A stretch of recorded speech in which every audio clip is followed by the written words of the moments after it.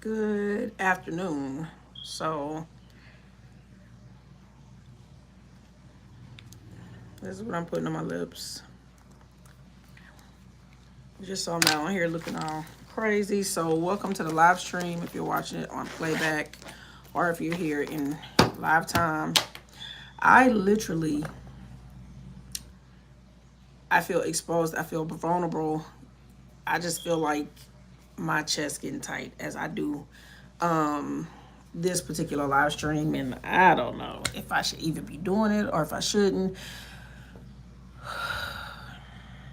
But I feel like if I don't do it, then I'm not only lying to myself, I'm lying to you as well. So, let me start with today. So this morning I called over the course of the morning, I've called about 4 people that I've been praying for and stuff like this to check on them, to see how they are doing, making sure like they're okay in their situations. Because I always, as a friend, want to be that person that, checks on people and stuff like this. And I'm used to people kind of like not doing the same for me. But I feel like with that, I set myself up for a lot of the things that kind of like happen, if that makes sense, right? Because who wants to get online and expose things that are like family situations or what I'm not about to do is cry, or friendships, or just things that's not going right, right? My thing is never like I'm the secret keeper. I'm like all of that. That's just not me. Then on top of that, like I'm a super private person, even though I'm on social media. So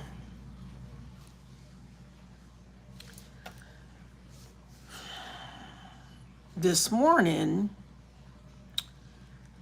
like as a mom, y'all, I like sometimes I just don't know if why am I about to cry?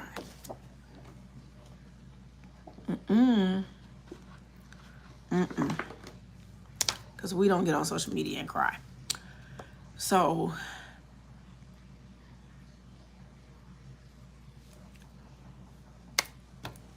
for the most part, I be having it together, right? But like today is kind of like a reminder of like, I don't know, like where I would typically go and I'm sorry, let me get a tissue because girl, what I didn't think was gonna happen was that. Shit.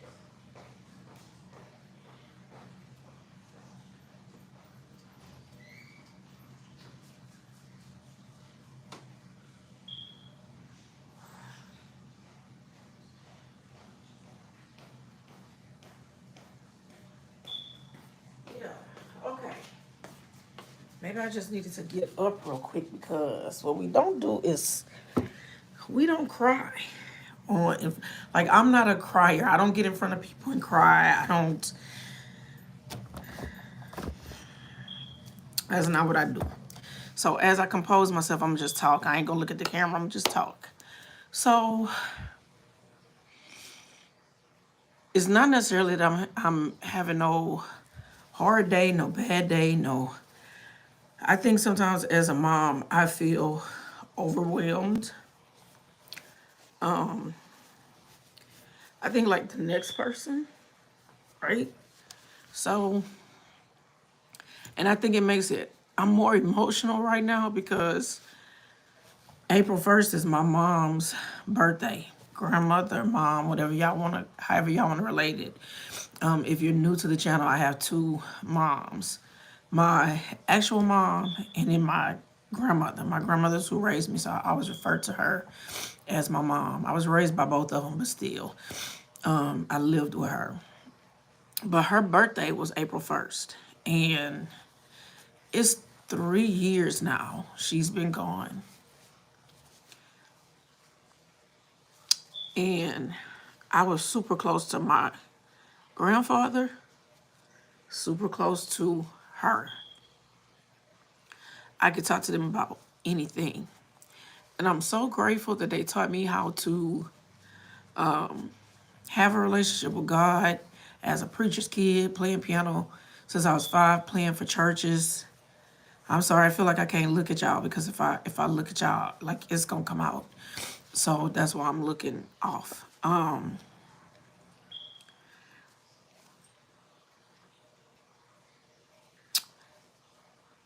glad that I know who God is because it gives me that opportunity to, when I feel like this, sit down and talk with him.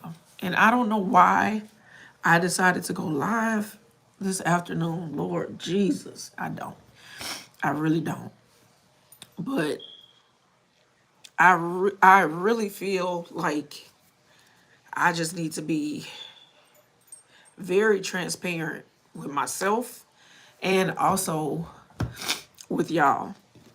So right now it's hard. I don't have her to talk to. Like, he was the first to go, and it took a long, long, long time for me to kind of get over that grief, if I ever even really got over that grief, should to say, so to speak. So now with her being gone,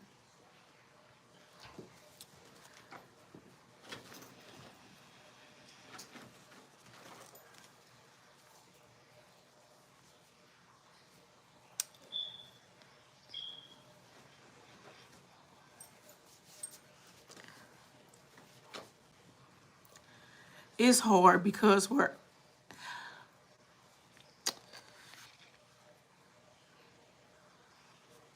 sorry. I really didn't know this was about to happen. I'm sorry. Girl, let me get it together.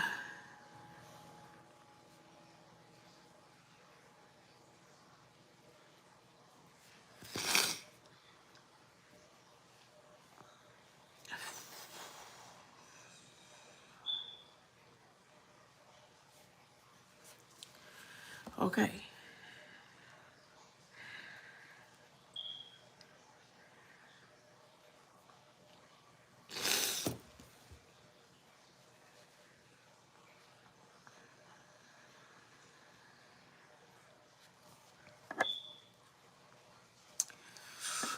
Ooh, okay.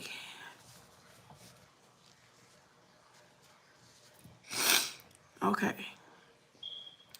I would call her and I would talk to her. My kids, call her, talk to her.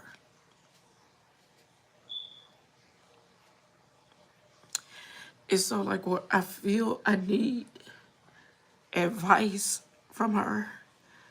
I don't have it.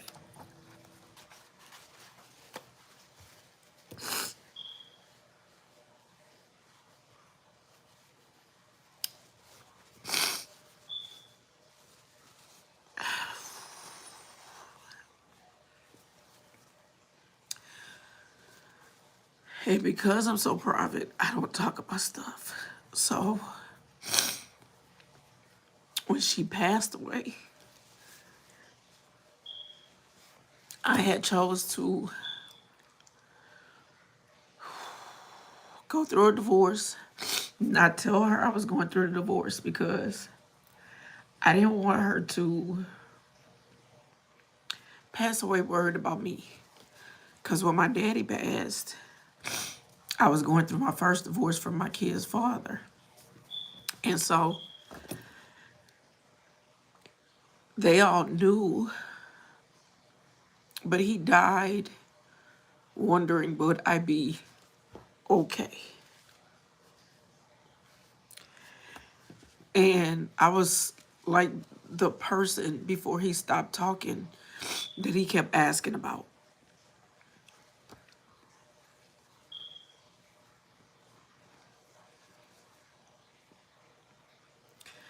So I didn't want that for her because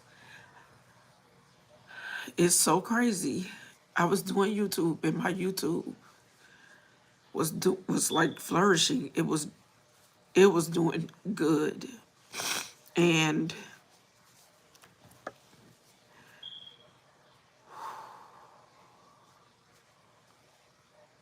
I started working at Delta as trying to be a flight attendant, and she started taking ill. She was in Texas watching my kids for me during the training. And we couldn't figure out what was going on, couldn't figure out what was going on. Long story short, she had mesothelioma. Talking about a person that was healthy, drove, got around, did everything. Okay, I think I'm good. And she came to watch my babies for me. That was the type of person that she was. She would, even when I wouldn't ask for help, she would put money in my Bible, or she would deposit stuff in my bank account. I'd send it back. She'd send it back. She would give it to my kids in hand and be like, okay, if she don't want to take it, give it to her, stuff like that, right? And she was supportive in so many different ways. So I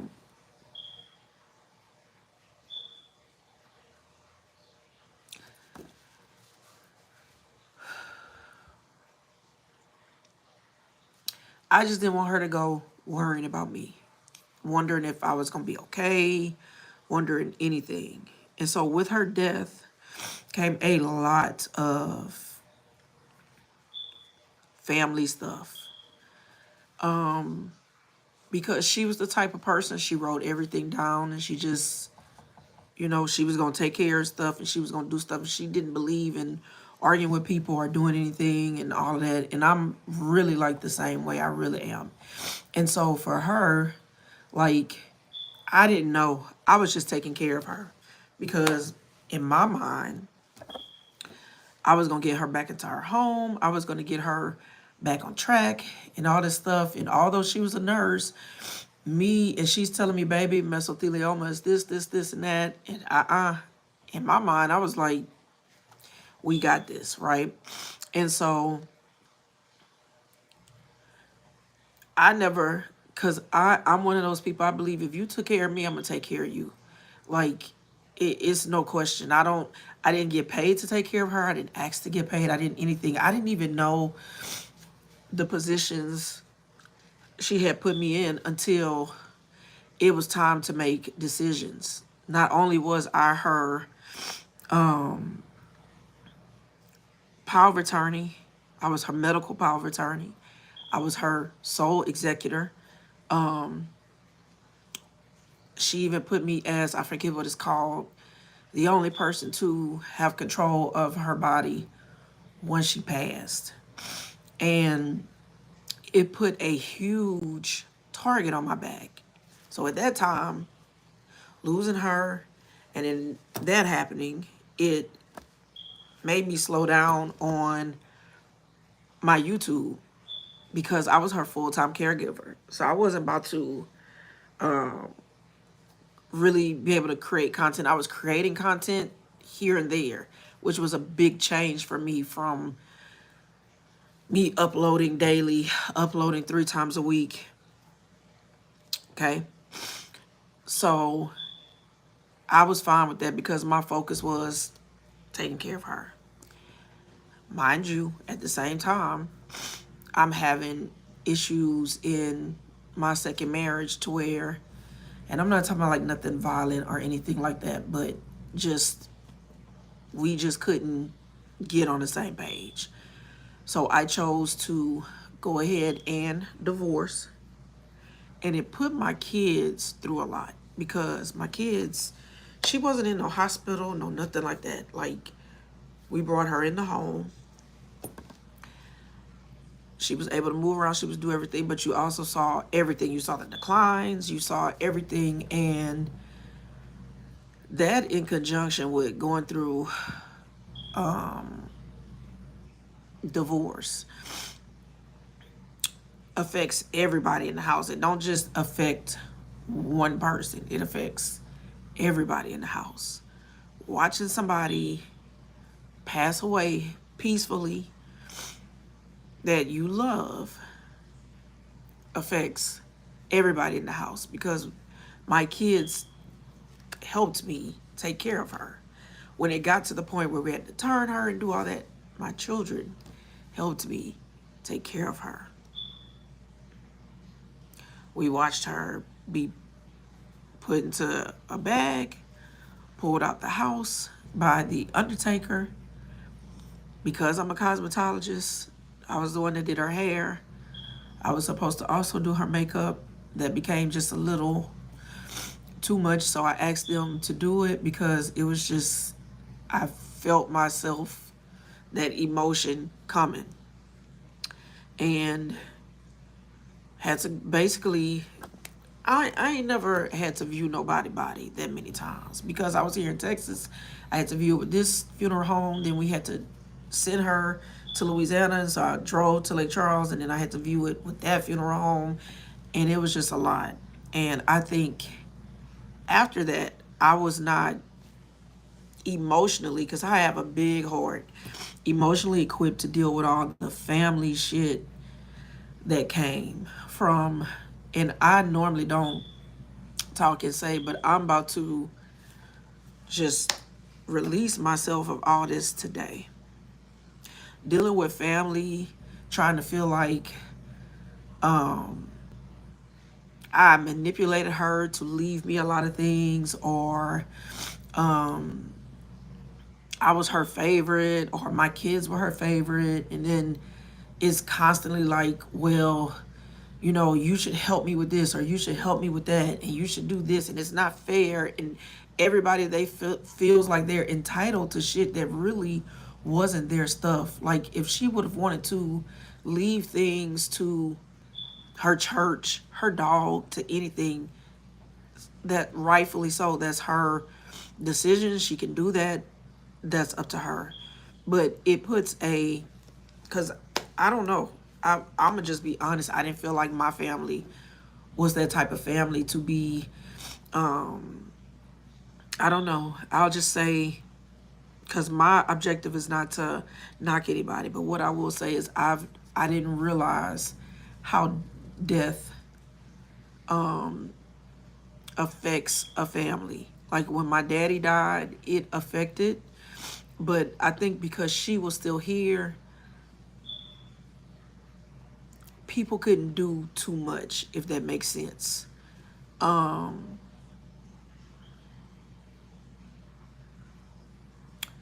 now it's me, and after lawyers' fees later, after everything, people still don't have a case or a thing, or you can't say, you know, like everything that's been tried. That's the good thing about praying and being, not doing nothing wrong and being a good person. You don't have to worry about those things. So when I finally came back and felt the, like, okay, I can come back, I'm gonna start creating content again, because that's like a safe space for me. I ain't gonna lie, just starting over, it's been very hard. It's been hard to get back in the swing of doing things. And I almost, like, when I came back to YouTube, kind of like, how can I say this? Kind of like, I'm gonna just act like nothing has been happening with me, right? I like, it's nobody's business what's going on. Mind you, till this day, I'm still having to go through cases and stuff with certain family members 3 years later. And it just takes a toll. It really does.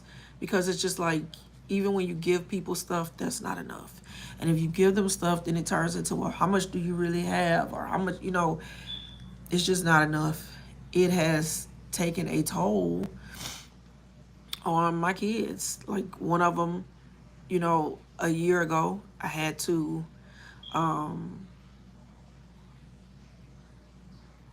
yeah, we had to get her help because she was severely depressed. Like I said, going through a divorce, watching somebody die, I had to get her help. And then we got back on track. But then we still have like little hiccups. You know, we still have like little hiccups. And as the parent, you reach out to the other parent and you can bring concern and stuff, but that's the craziness about not having a two-parent household. When one parent is not in the house, it's only so much they can do, only so much they can say because they don't have the day-to-day action with the child. So it's kind of like talking to a friend, even though your parents aren't your friend, but it's kind of like talking to somebody that is a relative that you don't have interactions with every day. You're listening, but you're not really, it like you get more. I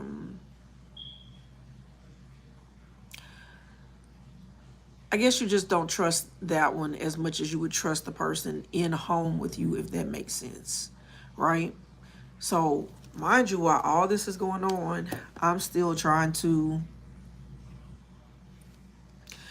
YouTube as my scapegoat and just kind of like create content and stay consistent and everything. And then I got into the whole, well, let me rebrand the channel. Let me redo this because I just feel like, I'm not going to necessarily say like I was doing it wrong. I didn't feel like I was doing it wrong until I got a coach and I was exposed to so many other things about YouTube. And then I just questioned my whole existence of should I even stay on YouTube? Because authenticity is, people say they want authenticity, but do they really want that? Like, can somebody really sit down and handle the conversation of saying like, hey, I'm like, to me, I feel like it's noticeable. You can see a subscriber count, you can see views, you can see that the channel grows, but it's growing slowly. So it's like, for me, it's I don't live in fear. I really don't. But it's so much that I wish that I could talk to my mom about it. Like, she knew I did YouTube, like she knew my relationship with my kids because she had the relationship with them. It's a lot of stuff just going on right now that I wish I could talk to her about. Prime example, I reached out to a friend. I guess I could look at y'all now because I'm not crying no more because I don't want to be the person on camera crying. I reached out to a friend and I asked them about, like just discussing some things like that the coach had suggested, and this person was like, yeah, I would definitely start over, just try it and start over. And I'm like, how hard it is to grow on YouTube, to completely start over. Like, I'm simply trying to rebrand, and that's hard enough. Like, it makes me feel like I'm continuously failing at it. And so when I pray, I ask God to show me his will when it comes to my kids, show me his will when it comes to career paths and businesses, and just make sure that he's in the foundation, the realm, the every area of the way, that he's in there with me. And so today is supposed to be a post day, right? I have content, I have brainstorm, I mean the whole thing, and I don't want to post. I don't want to post because I kind of got in this rut of feeling like I'm losing not myself, but the spunk. So I thought eliminating the coach would relieve that, which it did, because that is like, as soon as I did that, my creative came back, right? But I was sitting down today and I was like, what I should post versus what I would like to post, just that's just not what I want to do. So it made me not want to post today. And the reason that is because this is truly how I'm feeling today. I'm like, I'm still grieving. I am still grieving. It is April, I think 16th, 15 days after her birthday, and I'm getting up every day trying to be happy and maneuver and act like this is not eating away at me. But even this morning, like with just something as simple as my baby girl being late to school, and then it was just like this is a reoccurring thing, and it's like I keep trying to ask her like, is something going on, is there something, like, well, talk to mommy. Like, I just feel like as a parent, I don't know how to, I can get through to her on so many things, and in this one area it's not clicking. I'm not getting through. I'm not, it's almost like I'm watching her tune out from what I'm talking to her about. Even no matter how I change it or whatever. And I guess this morning I broke. Because I know this sounds horrible. It was the one time I was just like, I don't want to talk to God. I don't want to pray about it. I don't, I don't really want to talk to nobody. I don't want to do nothing. I just want to curl up and talk to her. I want to not even necessarily talk. I just want to be in her presence and hear her be like, "Oh, girl, it's gonna be all right. It's not that." So yeah, forgive me if, like, I had shorts that was set up for each day of the week this week, and I just unlisted them and made them all public this morning because I felt like if I don't post today, then I don't care. Because I feel like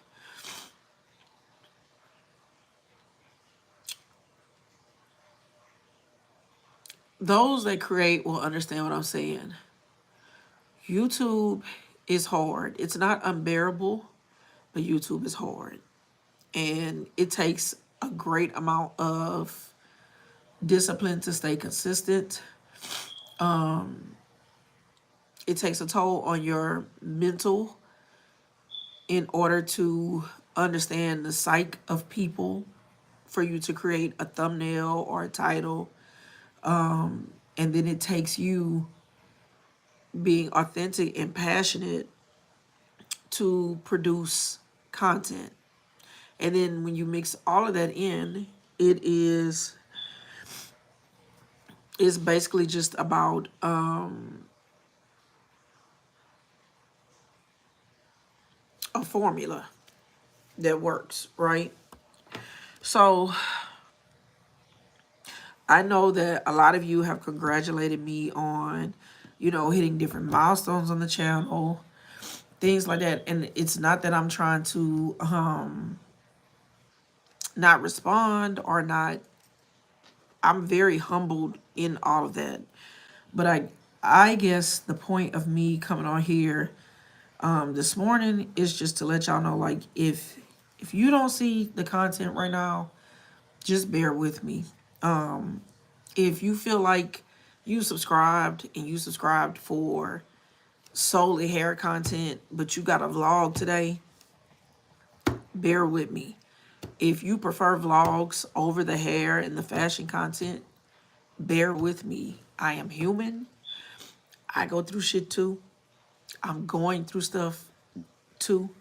I just don't get on the internet and say it because I don't feel like everything is for the fucking internet, right?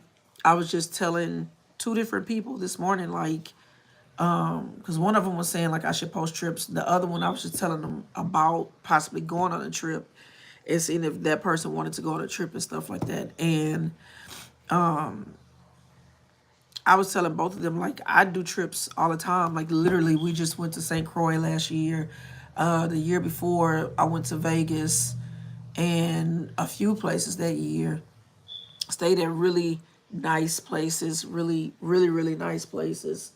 But I don't always come and post all of that because I just feel like that's stuff I'm doing with my family or with my significant other, which is my boyfriend, or just things like that. And even right now, in planning a trip, I really don't know if I want to post it.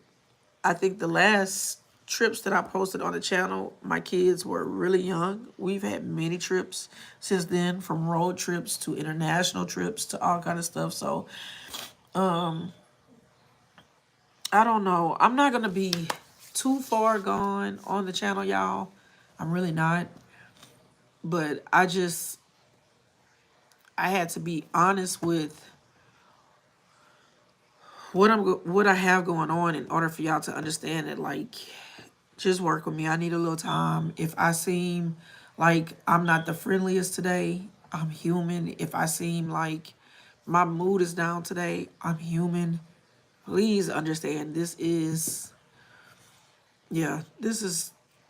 really a difficult time for me. And I know people say like time heals all wounds, and timing is better. I don't know, y'all. Grief don't work that way for me. And before you say you're counseling, I've gone to grief counseling. I've done that. I've done that. I've done that. I have pastors that I counsel with, done that. Like, it still hurts. It still seems surreal. It just seems unfair, right? Because it leaves me feeling like I really, like, those two people in my life were significant people, were my rocks in my life. And outside of my kids, I don't really talk, not personal stuff like that, right? So I know that they're with me, but it don't change the fact of me missing the physical form of them. So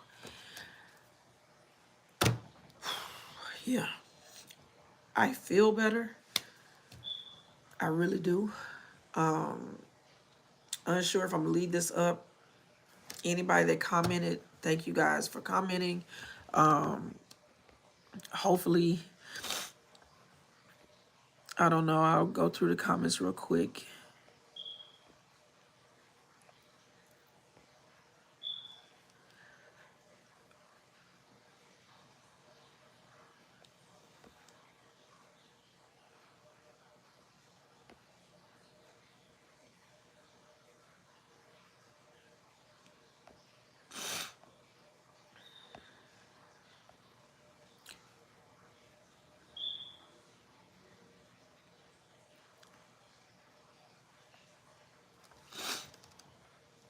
So I thank y'all so much for listening today, understanding with an open heart.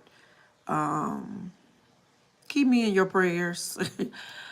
I'm gonna go because Nada sat up here like a big ass crybaby, and I don't cry in front of people. I'm going to go, and I know that sounds crazy. At 1 o'clock, it's 12:53 p.m., but I'm about to go and try to start my day. And I don't know.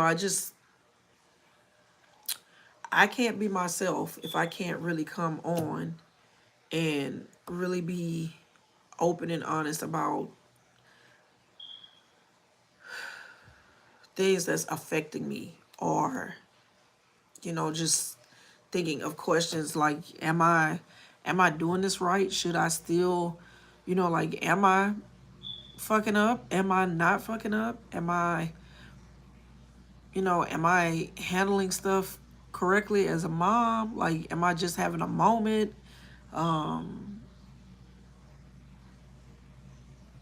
You know, because these choices I make as a mom, they affect my children too, right? They affect my children too.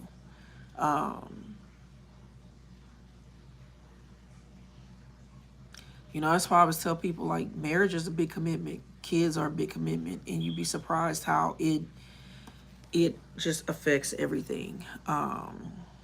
It really does. Divorce affects it. Being married affects things. Dating again affects things. Grief affects things. It's a lot. And I feel like because I am a person that is not complacent, because I am a person that I'm gonna get up, I'm gonna do the work, I'm going to, like right now, like, even with me saying all of this, right, I'm still gonna get up and do everything that I have to do for today, because I just, I don't like to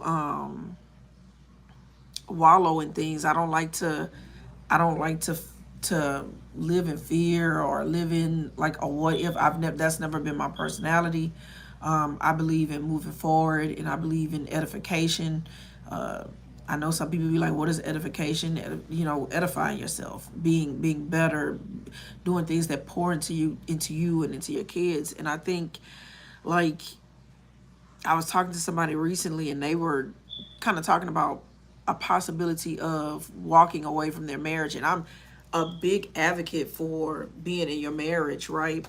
But only leaving if you've really done the work, done everything you possibly can to like make it do. And the person said something to me, was like, how would I start over with kids, and do everything? And I always find myself in situations where God is using me to use myself for an example. And I was like, hey, I did it with 3 children. You could do it with you can do it.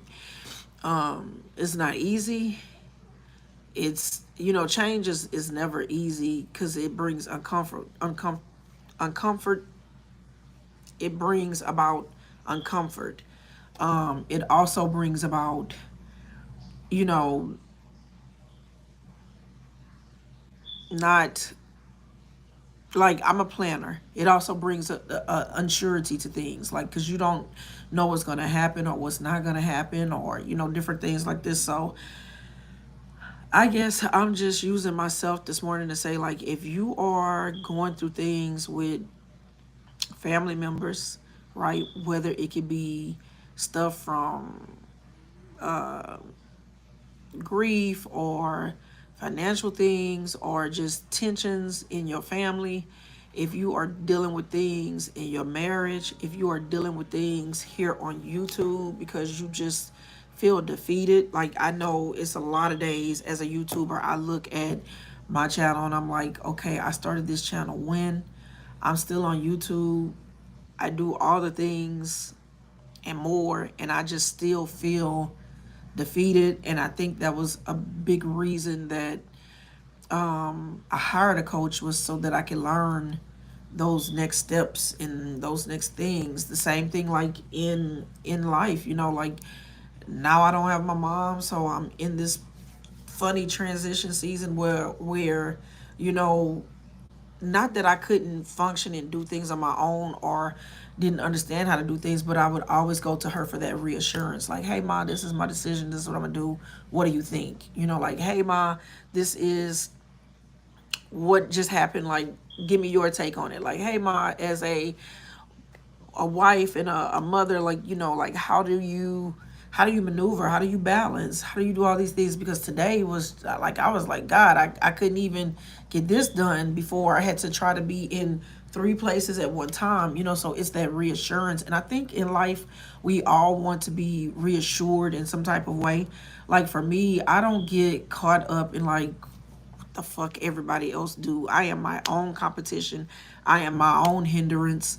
I am, I am me. Like, when I stand before God, I'm gonna stand before God as myself. I'm not gonna stand before God as, this is my friend group, this is me and my kids.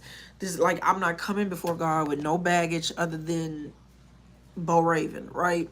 So I don't necessarily live my life to think like that. I don't sit up and think like, oh, okay, if I'm telling y'all, like, I feel like I'm not doing my best at something, that's me. Because, baby, the analytical part of me, I'm going to analyze everything to the T. And it, like, if you tell it to me, I guarantee you I done already thought it. I done already wrote it down. I done already prayed about it. I've done all of that stuff. So when I can't figure out that missing piece to the puzzle, it failure starts to come up where I feel like, okay, why can't? Like, because I don't know what it is about me.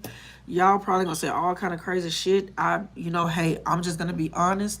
But I feel like everything that I've ever gotten in life, God gave me the vision, I did the work, and I got it. Like, I haven't gotten to any place. I never fell into anything. Nothing ever that I did in my life was a mistake that I just happened to come upon. Like God told it to me. When I knew where I wanted to live, God had already showed me the area. I just thought it was a particular street, and God gave me something better. When I started my businesses, it was the same thing. I thought I was gonna have one business. God gave me multiple, right? Like when I was married and sitting there with three babies under the age of 3.5, and I was just like, okay, God, like, God quickly got me together, like, don't know. You got this and you're gonna be okay. And literally, like, doors started opening, things started just happening once I listened to God and moved into that chapter, because I knew I shouldn't have been in certain situations. But I did it trying to appease other people. And so, like, if I have to say the biggest thing wrong for me, it would be me, and how I was a people pleaser.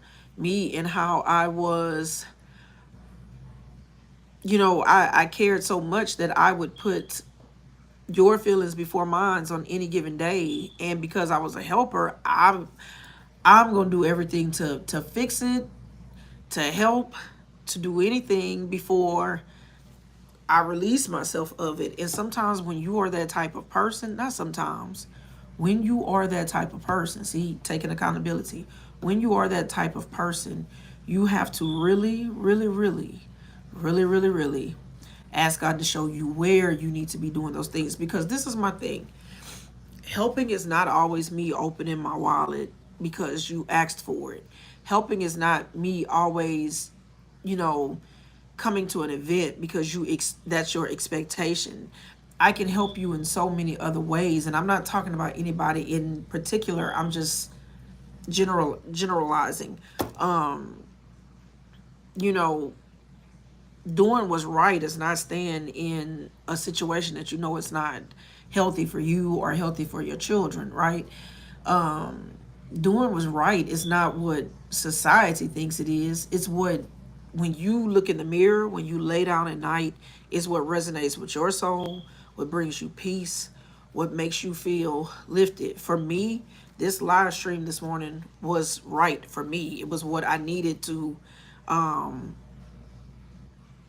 really get that candid see for myself, really release myself from it, because for the longest I've been carrying some of these things around, even though I've gone to counseling, but because I cannot verbally say things because I don't want to make my family look bad in certain ways, or I don't want to ruin relationships with certain family members by calling them out for the shit they do, even though I'm not saying a name or anything like that. But these people are still doing these things to me, if that makes sense. And I no way, form, or fashion am I ever the victim. I'm not playing a victim. That's never been my thing at all. What I'm saying is my truth. Like, this is the shit I've been dealing with. And then I get up and I come on camera and, I sit and I just talk. But I feel like, as authentic as I am, I feel like I'm not really being authentic, because I do have stuff that I can say that could probably help other people outside of just the cosmetology and outside of the passion for me buying some cute shoes and purses and all this. I've been doing that shit since I was like, I remember my mama, rest her heart, when I had Tony, I was 22. I think I was 23. I think I was 23 when I had Tony, 24 when I had Robin. Yeah, and then 26 because I was 22 turning 23. We somewhere in that ballpark. But I had Tony in June and my birthday was in September. So she's June 1st, I'm September 14th. So when I had Tony, my mama came to Grambling because I was a senior in college. She came to Grambling and she took all my damn red bottoms, baby. Baby, okay? All my red bottoms. And she put them in a freaking trash bag, like a big old, like the trash bag you bring to the street, like when you dump in your big gallons of trash. And so when I came, I don't know where I was. I think I might have gone to the doctor because Tony came home before me. I stayed in the hospital, but when I came out the hospital, I still had doctor's appointments, and the baby had doctor's appointments. So he had taken, I want to say that's where it was. He took me to a doctor's appointment, and she kept the baby. Mind you, I was breastfeeding, but she kept the baby because I had an emergency C-section. So I went in. When I came back, she had a trash bag, a big trash bag, and she had wrote a note on it. This is trash. So I looked at it. I was like, what's in there? I didn't have this much trash in my house. Baby, when I say I opened the bag, she had all... Do y'all remember Baker's? So at that time, I was shopping at Baker's. I was shopping at Saks Fifth Avenue. And I was buying Louboutins, right? And Manolos. I had Manolos because Manolos was really, really... I had more Manolos in that bag than I had Louboutins. Baby, I opened the bag, and all of my shoes are in there. And she said, yeah, I put them in there. Like this. She's like, yeah, I put them in there. I said, Mom, do you know what these are? She's like, I don't care. You just had a baby. You don't have no business wearing no 4 and 5 inch heels. Baby, she had all my luxury designer heels in a trash bag with a note that said, this is trash. Get rid of it. I was like, what? I was crying. I called my mama, my mama. I said, Mom, she put all my stuff in the trash bag. She was just laughing. She said, girl, y'all gonna be okay. She's like, it's gonna be all right. So, when I tell y'all, like, I have a love for fashion, baby, that love for fashion goes way. It goes so deep for me. I remember growing up as a young girl being like, I know I want to be a cosmetologist. I know I'm going to play piano. I used to think I was going to marry a pastor, right? Because I grew up in a house with the pastor and the pastor's wife. I used to be like, okay, God, I see my life as the pianist and my husband is the preacher. I really thought that was going to be it, okay? But let me show you how my love for fashion and all that ties in. Because I know YouTube like to say fashion is its own niche. Beauty is its own niche. Hair is its own niche. Makeup is... No, bitch, all that shit goes together. As a cosmetologist, all that goes together. A cosmetologist do it all. You do makeup, you do skin, you do hair, you do... All of that goes together. So from young, I would watch other hairstylists, cosmetologists, beauticians, whatever you want to call them. And I'd be like, okay, I like her style. I like this one style. I like how this one make her money. I don't like this ghetto stuff too much, but I like how she do. From young, I started envisioning myself in my life and how I wanted to be as a cosmetologist, the type of salon I wanted to offer and how I wanted to break it down to serve different people. And that's what I did. Like, I think God blessed me because that's what I did. Because my Mondays, when most people would be off, baby, I was doing homeless people hair. I was doing people from the women's shelters hair, and I was doing it for free. That way, clean them up, do all that stuff so that they can go for jobs or so that they could just feel better about themselves. Like, that was the way I poured back. I started doing hair like probably just like everybody else's little story, in school and stuff like this. And I started on guys, then I migrated to girls. And, I was always doing my sister hair, my mama hair, because she had cancer. So it was kind of like, let's figure out what we're going to do with this, because natural hair was not a thing. Back then it was relaxers. Like, well, you can't get a relaxer if you have cancer. So let's figure this out, right? All of that, experimenting. I learned how to color hair on my own hair. Probably why it's so goddamn fine to this day. It's always been fine, but baby, trial and error was done on me. And when I say I've done every color, and I knew that because I had darker complexion, I had to play with darker color on top of the colors that I had so that they would look right on me. Because I was not gonna be the chick walking around with like orange hair and this color hair and all of that. No, that wasn't my thing. But if I wanted to play with colors like that, I would use my natural hair and I would blend it to where it would go seamlessly with my undertones and my, so like that's how I got into all of that. And then I knew like, oh man, I want to represent myself. Like, one thing I see a lot on social media, a lot of people try to come on social media and talk about money and talk about what they have and what they doing and all this other stuff.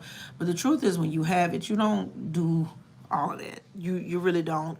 You can always tell who is new to coming into stuff, or who was raised a certain way, or just, different things. And I think a lot of times in our community, we don't talk about how to manage, how to things, like, it's things that I teach my kids now, and I've been teaching them since before, that a lot of people don't know, don't, like, you'd be surprised how many grown ass men running around here without bank accounts, using rush cards and all kind of other stuff. You'd be surprised how many grown women doing the same thing. You'd be surprised how many people in our community don't know how to handle their finances, don't know how to be, financial literate. Like, I teach my kids, like, the same thing. I talk to them about wills, I talk to them about trust, I talk to them about buying properties, I talk to them about acquiring properties. I even talk to Tony, like, hey, you're in school, when you get to the point where you think you want to move off campus, let's invest and get a property.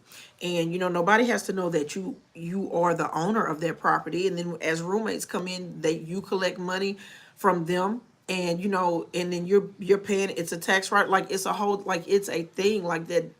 I just feel like a lot of people don't educate at. Like, I told Robin, she was looking on Zillow, right? And so she was looking at houses in Atlanta.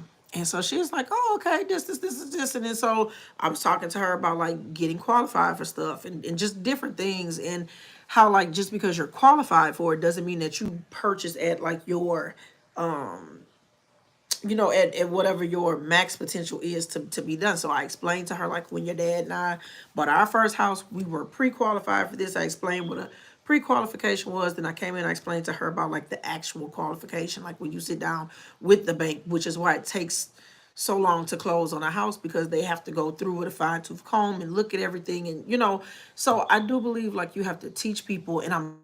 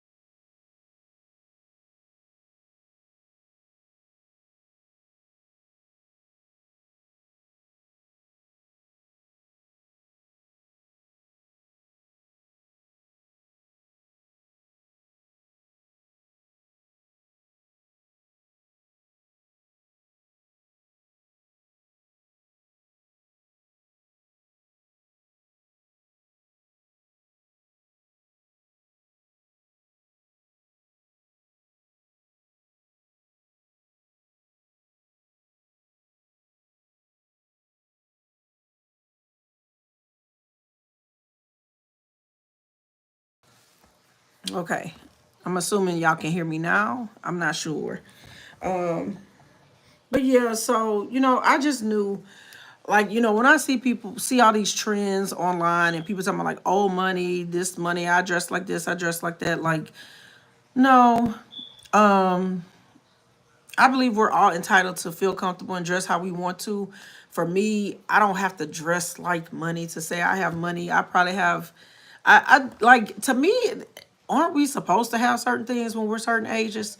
And to me, luxury is not always designer. Luxury can be anything. I can go in the house right now and use products that's gonna make my hair feel luxurious, and that's a luxury treatment, you know. So I think a lot of times people get caught up on the wrong ish, and I think that's why I always teach my kids, like, don't be materialistic. Like, yeah, it's fine to like nice things, it's fine to have nice things, it's fine to treat yourself to things, but you should never idolize those things. Those things should never become to where you think people are beneath you or you're better than them, or anything like that.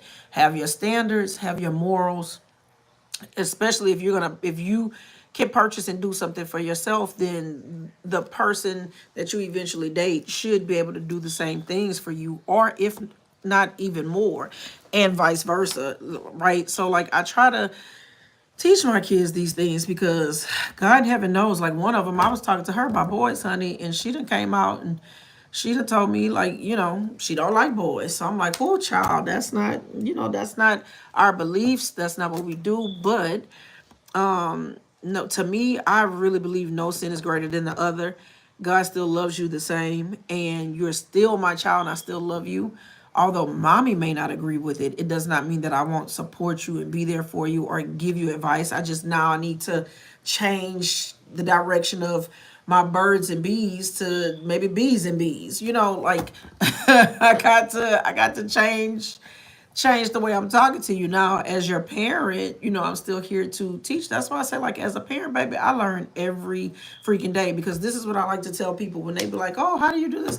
I can't tell you how to do anything, but what I can tell you is I've never had a 18-year-old, a 17-year-old, and a 15-year-old, and now I do. So what does that mean for me? I'm still learning. If you want to know something about, you know, the younger ages, I can help you or give you advice on things that I did. You could probably take that, but I'm still learning my own self, and I don't have it completely figured out, because baby, if somebody could tell me how to talk to a child that's not listening, like, I don't have bad kids, but baby, she was not listening this morning when I was like, we have to break this pattern of not being punctual. We have to break this pattern so that we are to school on time. There's no reason for us not to be to school on time, baby. Is she right there? She was tuned out, and baby, me, I'm like, I'm trying to be. You do you understand? Do you hear, mommy? Because this is something that we keep, and I keep asking, blah blah blah blah. Like, yes, ma'am. Yes, ma'am. I hear you. Y'all know what the hell that mean. That means she ain't listening. Like, we done all been 15, 16 in them ages before. You're not listening. You done tuned out. So whether I talk to I'm blue in the face, whether I get mad and try to flex or use authoritative tone, it's not going to change anything. At the end of the day, we have a situation where I know now I have a child that like to be, she's not a punctual child. So now how do I get her into, you know, and then that's like where I had to come home and start thinking, like, now how do I get her into a routine and a pattern of, one, let's breaking what's not good, and now let's try to redo it, like, because it can't say wake her up earlier, baby. I woke her up, she gets up an hour and a half, and so it's just like, what are we doing with our time? Like, and in the school, like, being in the district, they've started this stuff now, like, if you're late so many times, it counts as an absence. So they don't count tardies, they count them as absences. So it's just kind of like, we got to get it together. We got to get it together, but at the same time, I'm trying to be understanding, and I'm still learning as a parent too, because the truth is, a lot of shit that was done when we were growing up, mind you, I had four parents, grandparents and parents, all my mamas, all my daddies. You try being raised by two mamas and two daddies, baby, that's double if you get in trouble, that's double.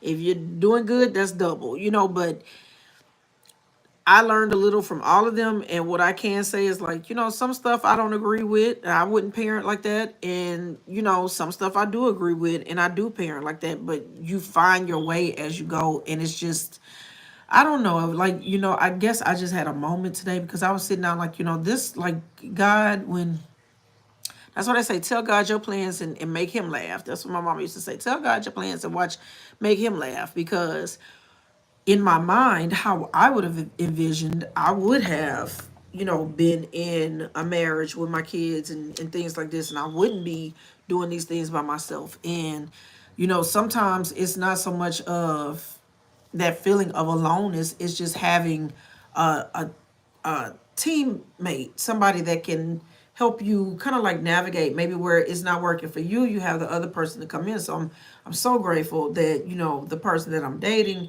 we get in there and we navigate together. And like sometimes where the kids may feel like I'm the more strict one, he's the more fun one. So they come in and he can talk to them in ways that I necessarily wouldn't be able to talk to them. So that's a good thing. But it's one of those things, like, if I just had to be honest, like, I can't get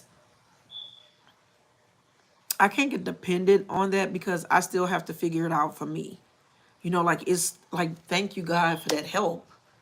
I'll never turn on the help, Lord. Never turn on the help.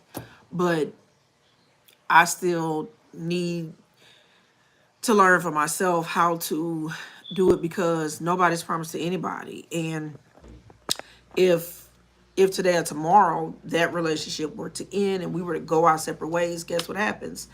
Just like in any other situation, the kids are with me. They are my children. I am their sole caregiver, their sole everything. I'm the person they're going to come to. I'm the person that birthed them.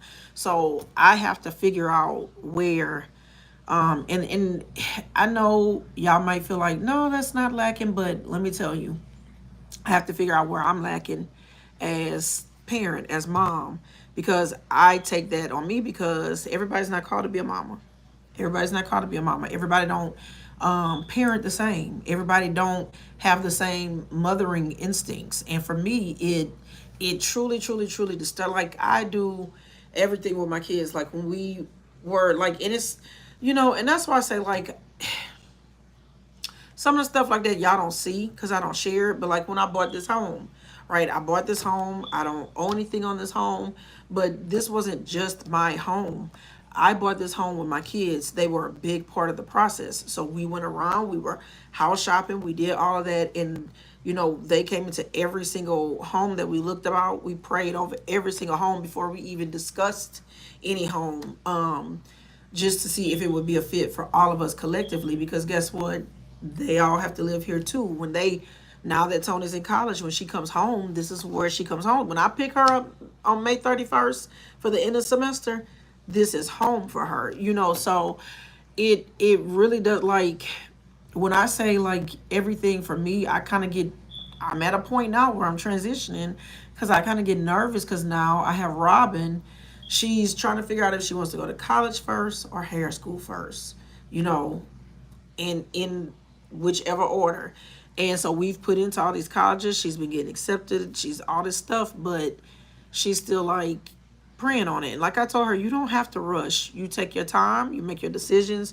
Like, one thing I always taught my kids, which is as soon as I found it out, and it's to be true, the government, the banks, the people, they will give you $30,000-$40,000 in student loans to go to college, supposedly to better your life, which is just a business move, because there are institutions just like jails or businesses. Colleges are businesses, churches are now businesses.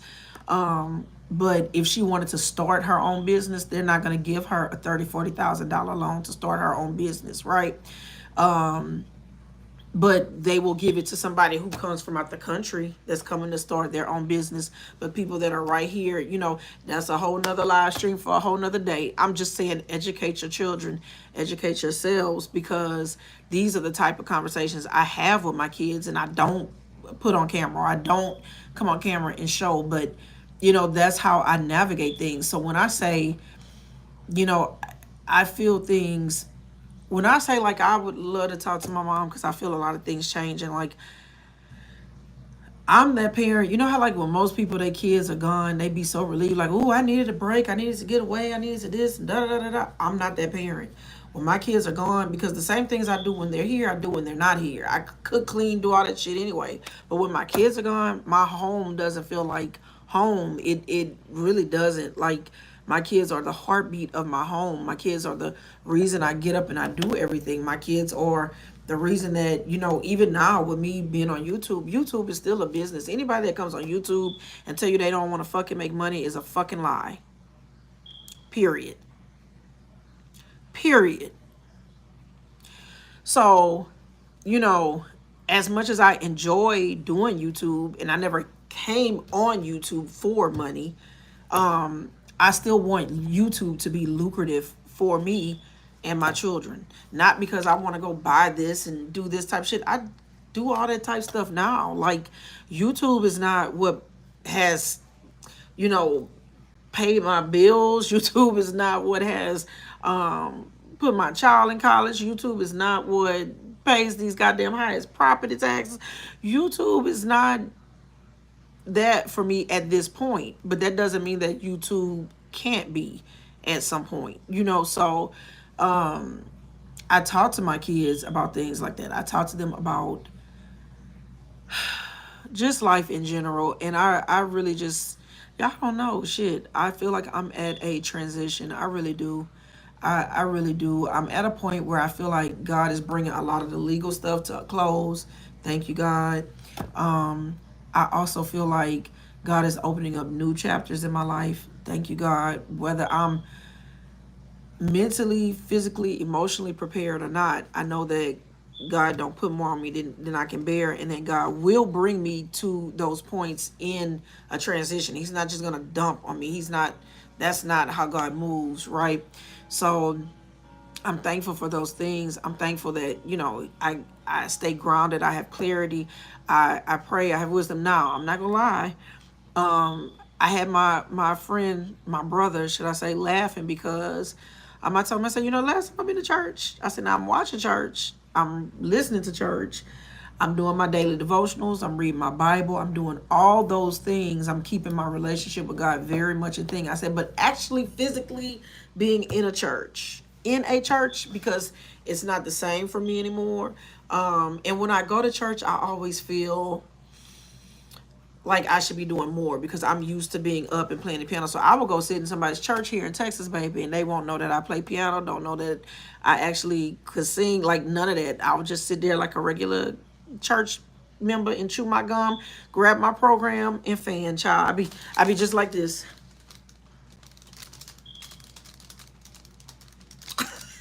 It's just like that. And so I feel convicted. I'm just being honest. Like I feel convicted because I be feeling like God is like, "Now, child, you know better." But I had him laugh because I was like, "Man, the last time I went to church was with you." He said, "But what? What?" He said, "Now, girl, the way." I said, "I know." He said, "The way we grew up in church." I said, "I know, but I'm telling you." I said, "Now, I'm not saying that I don't have my relationship because I." And one thing I try not to talk about in business or even here on YouTube is like religion or education and stuff, because those are two things: politics, religion, and education. Baby, them the dynamic three. That right there, people will shit, baby. They will bomb your damn house over some shit like that. Okay, so, but what I will say, without getting too deep into it, is it's changed a lot for me. Church don't feel like, it's not the same experience for me. Even like when I take my kids to church, it's not the same. They don't get the same experience that I had going. But they do understand the importance of church. They do understand having a church home, having a like all those things are good because you want to go and you want to fellowship. But that fellowshipping and all that can't be bigger than the reason that you're going, and that's to hear the word and to do the things. So in my mind, I think when the pandemic hit, me taking care of my mom during that time, going through her death at that time, going through divorce at that time, and being stuck in the house due to COVID, I started watching. Say God has led me to a church, but no lie, it's been hard to go in person. Correct. For a while, it's just been me and God. I understand because I never was a person that would watch church like on TV, or like growing up, you'd hear it on the radio, getting ready for church, stuff like that. You listen to praise and worship to get your day going, or however it is that you listen to. And I listen to it throughout the day. I'm not just a, like I had my daughter laughing one time because I was like, come on, we're gonna run. And in my playlist, she was listening to my playlist, was a gospel song, it was like an upbeat. And she's like, oh, mommy, this is about to kill me. She's like, my heart. She's like, I can't with this. She's like, the beat too fast. I was like, oh girl. I was like, come on, girl. That means we got to sprint. So, um, it's just different. That's like it's very different for me, and I feel like as long as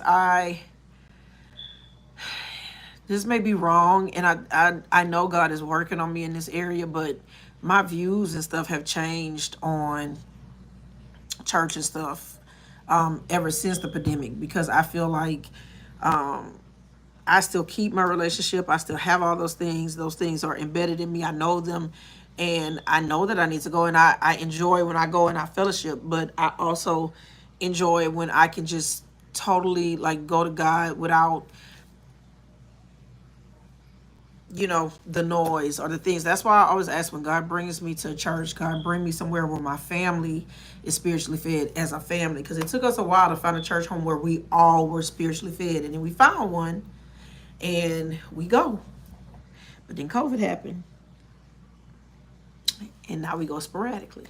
It's like rain in the desert, But so I have to be honest. That's just where I'm at this chapter in my life. And I believe that sometimes if we just be honest and we be transparent with what we have going on or what we do. Now, don't get me wrong. If I feel like Sunday, I wanted to go to church. I was like, I need to get up and go to church, or like I'll go with my friends and stuff. I'll go to like very much into church. I'm just saying, I've been catching that same church service that I would drive 20 minutes to get to. I've been catching it right here on my TV, right here on my online, getting basically the same effect. Still pay my tithes and offering, just paying them through the internet. So, y'all, that's so bad. I'm sorry. I'm sorry. Y'all probably like, is she the damn pastor's child? Like, yeah, girl. Listen. You just have to be, I feel like it's a lot of fake people on the internet, and there's a lot of people trying to sell people on stuff or trying to flex. And I watch a lot of this shit and be like, who are y'all trying to flex for? Like, are you trying to convince yourself? Are you like, I just don't move. Like, even today, like I was sitting down and I kept just trying to edit. Really from last night, I kept trying to edit so that I could post for today. Kept trying to edit so that I could post for today. And I was just like, I'm not feeling it. And thank y'all so much for listening, because y'all make me feel so much better just for me to finally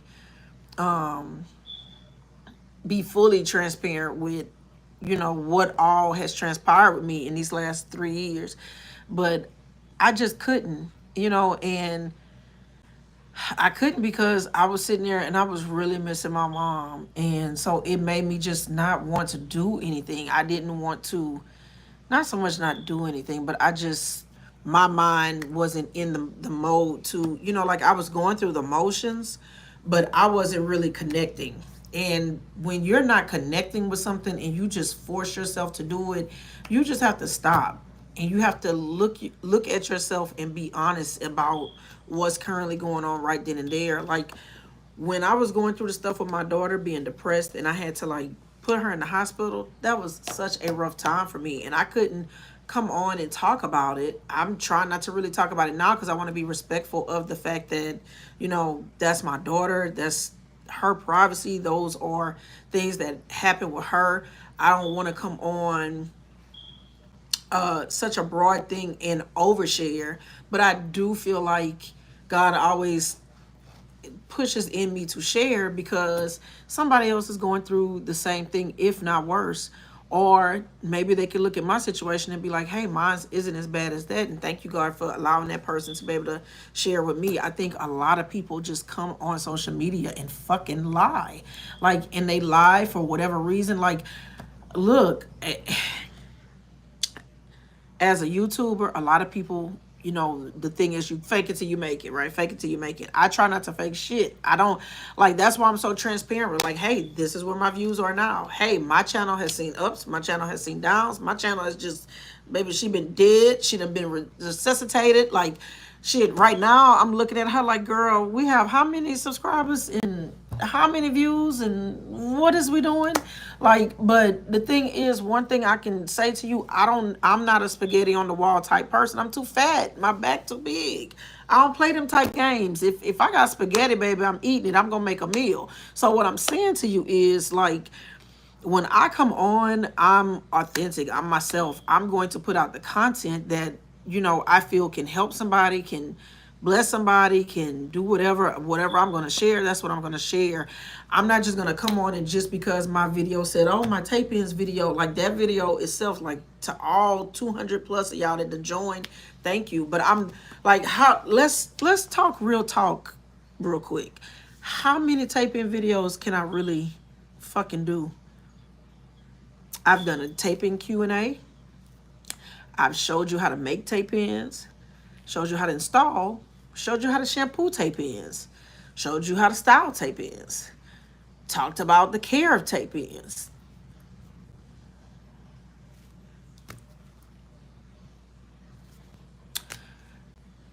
I'm so much more. That's why I hate when these platforms be like, you need to niche, you need to niche, you need to niche. Honestly, if you ask me, I don't feel I have a niche. I really don't. I feel I have talking points that I like to talk about. I like to talk about hair content. I like to talk about fashion. I like to talk about my life, right? Talking points. In that, you're going to basically see the same pattern that I have. And under those patterns are different little pillars. You might learn that, oh, in my life, I like to take care of my kids. I like to garden. I like to go shopping. I like to cook.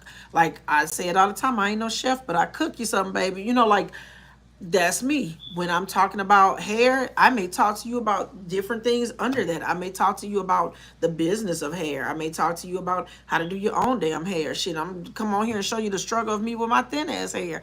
Or I might come on and give you a tutorial on how to do something, but that's just what it is. And baby, when it comes to anything fashion, I'm just shit. I try not to be a showboat because I've never been a flashy person. But I'll come on and I'll share certain things. I try not to do that too much because I never want to come across like, oh, I'm trying to act like this or act like that. No, I'm not. But shit, if I pull out some shit and I tell you, God damn it, this thing cost me $3,000, or damn it, this, and I really never talk about costs. But if I come and I show something, right? So like a vlog that I just did, for example, right? I had, when I was filming yesterday, prime example, I gave my outfit of what I was wearing, and then I did all my accessories, right? So I showed my purse, like I went and took pictures yesterday. So I showed my purse. This is a Versace purse. Showed the heels I had on, which were Versace heels. And then I did my area NYC things. So like I'll do it in that type of way. I never come on and be like, oh, I'm only gonna wear this, and oh, I'm only gonna wear this, and oh baby, I'm this and I'm that. Like, I ain't that girl, because you'll see me dressed up, dolled up, and then you'll see my ass 5 minutes later in the backyard fucking with the damn chickens. Or you'll see I am from the bayous and the swamps of Lake Charles, Louisiana. I like to cook. I like to hunt. I like to fish. I like to go crabbing. I know how to, I was raised with old people. I know how to do flower gardens. I know how to do vegetable gardens. Baby, I haven't had a garden this year or last year because this Texas heat out here is just too, baby, all my cucumbers, everything just died. You look at my house, none of my plants are artificial. They're all real plants that I've grown real big and pretty. All my plants, now I'm gonna show you my kitchen right now. I got a few little dishes got to get washed, but we ain't judging because I just put them there this morning. Because I don't really like using the dishwasher. I use it, but baby, I'm a bust the suds type girl. So these are my plants. This is what this, like my kids will tell you in a minute.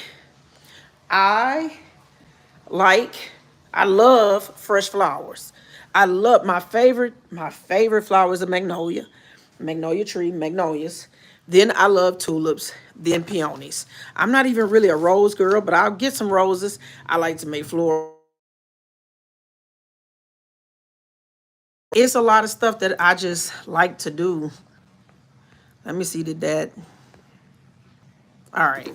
Hopefully it didn't mess up the sound. Can y'all still hear me? Because last time when I got a phone call, it messed up the sound. But it's a lot of stuff that I like to do. Now, does that mean I have to get on the internet and do every single thing? No. But I had to learn that because you do have to have kind of like a thing. And that's why I say, like, my channel, to just be honest, if you ask me, my channel has changed with me. I'm not the same woman that I was when I started YouTube at first. I no longer stand in my shop and walk and work in the shop. I don't even want to. Baby, if you call me and ask me to do your hair right now, I'm going to give you 100 excuses not to, because I just got my carpal tunnel. Like, baby, my back, child, these titties, like, child, it be too much, okay? So I passed that torch down to my baby. I have a salon here that I've built up in the house, right? I plan to redecorate it and make it more to where when I'm doing certain things, it'll look cute, like an aesthetic for YouTube. But child, no, like I've let it go because my ultimate goal now that I've been working on, I've gone to Chase and done business classes a long time ago. I've done them again, like all of that. Like my next goal, I have the plan, all of that. I have the finances. That's not an issue, is to do a beauty school. But just because I want to do that does not mean that let me go open it right now. Right now is not the time, baby. Not only are we going into a recession, I got two, one in college and one about to go. In 2 years, I got another one that's about to go. And then on top of that, like I'm not in what, I don't know. I'm still praying, asking God, is this our forever home? I don't feel it is, because even when I talk with my kids, we all are. I just don't feel like this is our forever home. And I'm thinking about right now, currently trying to list my home, but I'm looking at the housing market. I'm looking at stuff, and my thing is like, oh Jesus, like yeah, it's a seller's market. It's not a buyer's market for sure. But if I were to sell my home, then guess what happens? Now I'm looking at buying a home in this high ass fucking market. Y'all got me fucked up. Then on top of that, Texas with these, baby, on just a $500,000 home, 500K. That's half a mil. You know how much the property taxes are? Would you like me to tell you how much my damn property taxes are? Baby, it's a no.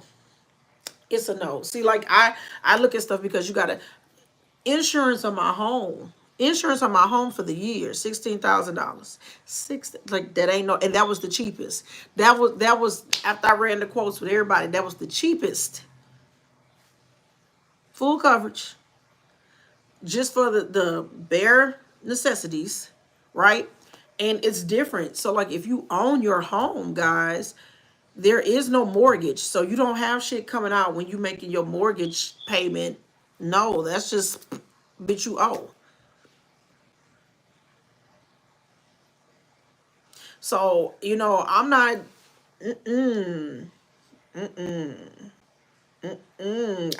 I've always been very tight, and just responsible with money. It's so funny because my friend Crystal, she always says, she's like, you was the only person I know in college that like had money. Like you get a check or your parents would send you money and like you would not spend it. You would say, like, she was like, you had a fucking savings account. You were saving your money. Like I was that person when I got pregnant. Guess what? Like real shit. The whole first year, everything Tony needed, I went out and I got all of that one time. And I was really that girl at that age to be like, okay, at 6 months old, it's gonna be this time of the year, so I need to be looking into stuff that would be, long sleeve, because that'll be around Chris. She's around 6 months. It'll be around December, so it'll be, she's gonna need blankets and things for a 6 month old baby. I was that parent. Like I've always been that. I was the kid that, like, when I got shit for Christmas, these children laughed. Do y'all look? Let me tell you what the fuck they did to my. I saved Barbie dolls that I played with like 2 or 3 times. And I was like, oh my God, I really love this toy. Maybe one day I'll be a parent. I'll pass this down to my daughter if I have a daughter, right? Didn't know. I don't know why the fuck I thought like that. That's how I thought. Say these things as my children got over, I gave them to you. Do y'all know what my kids did? I wish one of them was here right now. Robin is at work. Tony is at school. Sydney is at school. These little children broke the baby doll arms, tore up their hair. Just so that's why I say, sometimes the vision that you have, that you trying to give to, it's just, it ain't for, that's why I always tell people, whatever God give you, that's for you. It ain't for everybody, because these kids, baby, hey, Simone, these kids is cutthroat. These kids is cutthroat. They are cutthroat. When I tell you they cutthroat, they cutthroat. Okay, so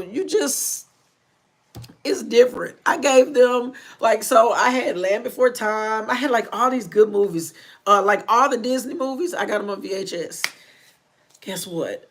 I even keep a VCR in the house, so if they want to watch this, and they be like, "Well, what is this?" That was the first question. What is this? What do you mean? What is this? It's a videotape.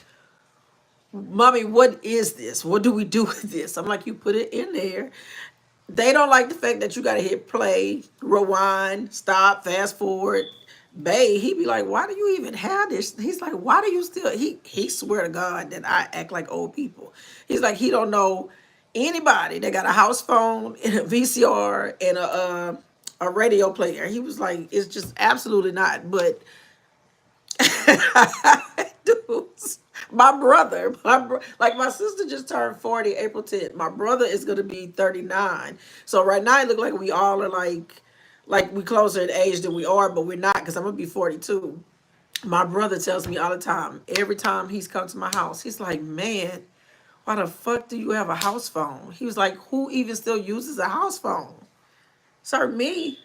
I use a house phone, and the truth of it is, I use my house phone before I use my cell phone, because if nobody call me, girl, look, in my VCR I got the DVD and the VCR on there. So baby, who be thinking they the shit is me? Because when I go up into my movie room, and I had two, because one of them, actually I got it from Walmart. I think if they still have them, you can get them for like $100. But I had got mine like a long time ago.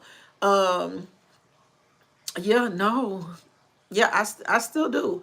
I saved stuff. I gave my children my Nintendo 64 that I had from like when I was in middle school. So I had Zelda, Donkey Kong, all them little games, Blitz, all of that stuff that they were still making in college until PlayStation came out. Maybe I tried to get into Robin and them. They was like, that was a no. So I had to go buy a Wii. And then somebody helped me, because I bought PlayStations. They have a PlayStation 3. They like, well, mommy, that's old. You got to get the PlayStation 4. I told them when PlayStation 5 came out, I wasn't buying no more damn PlayStations, because that's a gimmick to keep buying another big $400-500 purchase. And now these games don't work to this system, and you just buying it because it has an upgrade. I saw PlayStation is in Apple phones. I swear they the same company. Ain't nobody gonna tell me different. They the same damn company. So I'm not. Did you say your grandmother does too? Simone, God damn it. Nah.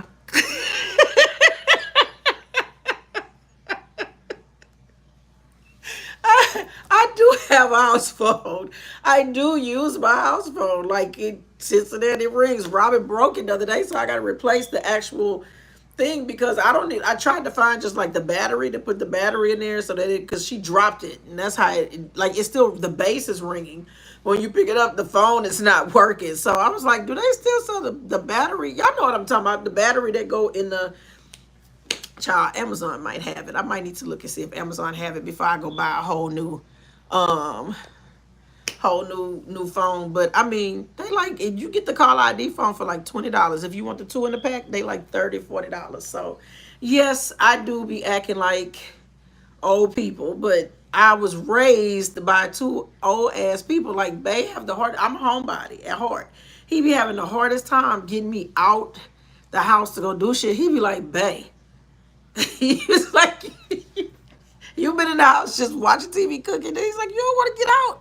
I was like, I did get out. I went to the mailbox. I went to Walmart. I went here. Like, I just love the comfort of being in my home. I really do. Now, I do feel like right now I'm due for a trip. I think I'm going to share that trip on the YouTube channel. When I look at trips, like if y'all want to, you can go follow me on those websites. I'm on oyster.com. I always go there for all my reviews or anything, and I've been on there a very long time. And if you follow me on TripAdvisor, you'll see all my trip things and stuff like that too, like because I got tons of reviews and places. Like I went, baby, like for his last year, was that last year? I think it was last year for my birthday. He took me to St. Croix. So baby, I had never been to like the Virgin Islands because I always be like, well, it's not all inclusive. I don't want to go nowhere that's not all inclusive because usually I go for all inclusive. I go for the nicest room, honey, and I be out there in my little soaker tubs and swimmer pools or whatever, baby. I be jumping off cliffs. I used to have in one of my, if you go back to like some of my older videos, you'll see me on a big ass giant swing swinging through the damn air in Jamaica over a damn cliff. You'll see the one where I was with my friends and we jumped off a 60-foot cliff into the girl. I don't know. I'm very adventurous, but this. So it comes with a disclosure. I'm very adventurous.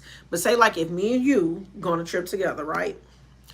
I'm going to make you do the shit first. And then I'm going to do it. Like I'm going to talk us up. Like, come on, girl, we got to do it. And then we go get down and be like, all right, bitch, you go first. And I'm going to go second. Because I'm not going to punk out on you. I'm gonna do it, but you got to do it first, and then I'll go second. So that's just how it is. Like when it comes to the adventurous stuff, because like I remember me and my brother was talking about going bungee jumping, and I was like, "Who? Not bungee jumping. What's the one where you jump out the plane? Not bungee jumping. We were talking about skydiving. He wanted to do that. I can't remember what birthday. And so I was like, yeah, I'll do it with you, but you got to go first. So the reason we never did it, because he was like, no, I can't go first. He's like, you. So baby, that conversation stayed right there in that room because I was just like, sir. So I'll do stuff, but I'm very adventurous. I like to do all that, but girl, I don't know. I guess because like I was telling Nee this morning, and then I talked to Shay, and I was telling her the same thing. Like I'm due for a trip. I really. So this is why I say I'm due for a trip because, whoo, child. Like I wish it was. I wish it was so easy for me to like when I call my friends, be like, hey, do y'all want to go on a trip? Do y'all want to do this? Most of my friends are school teachers because that's what most of us went to school for. So we went school teachers, so they can't just take a trip. A lot of them have younger kids than mine. So you're talking about like 2 and 3 years old and 5 and 6 years old. So they're like, oh, I don't have nobody with the baby. So it comes to the thing like we can't never really line up together. Then I just asked my I don't really say best friends, but I call him like my brother. But baby, he about to be engaged, and he'll be talking about, yeah, me, you, and my fiance can go, and you can take video of us. I'm like, nigga, I don't want to go to be taking no video of y'all and feel like a damn third party. Like, no. So I don't know. If y'all want to go on a trip, we can go on a trip. Just don't take me nowhere and do no crazy shit to me. Like I got 3 kids I gotta come back to. But I mean, baby, that's why I do. I pray. I pray. I pray. I pray. I pray and I say, God, in your time and when you're ready, send other people doing the same thing with me. Because at this point, I do YouTube. Now I still have my rental property. I still teach in the school whenever I, feel like going sub and stuff like that. And then I still have like my little hair business, right? But YouTube is now more like my focus. So I be praying that God aligns me with other, because this is what I feel like I traded cosmetology for YouTube, and I'm gonna tell you why. Because in being a cosmetologist, a lot of our black hairstylists, they're very tight-lipped, closed-mouthed. They don't want to work with other people. They feel like we can't share, we can't grow together. And one thing I noticed with YouTube, a lot of the other creators, they get together, they collab, and it's not just for business things. They get together when they don't have large numbers. They get together when they do have large numbers, and they all just get together and be like, sure, I'll help you with this. Sure, I'll help you with that. And boom, boom, boom, boom, boom. Our black creators baby, I'm looking for them. I'm looking for any of those who are kind of like-minded like me, that's kind of like, look, yeah, we can all get together and really share and do the work together. We can all help each other with titles and thumbnails and like, oh, let's come together and really collab instead of, oh, well, I have 300K and I have this many and you have this many. Like, I don't never, like, to me, and I hate to say that when I'm talking to y'all, I don't look at some subscriber counts when I look at who I'm going to follow. I look to see if I resonate with them in some type of way. I look to see if, they're a good person internally, and then make a genuine connection with them. If they don't have those things, I could give zero fucks. I don't care. It's a lot of big YouTubers, it's a lot of up and coming YouTubers that I just don't watch because they just not for me. That's not to say it's not for somebody else. They're just not for me.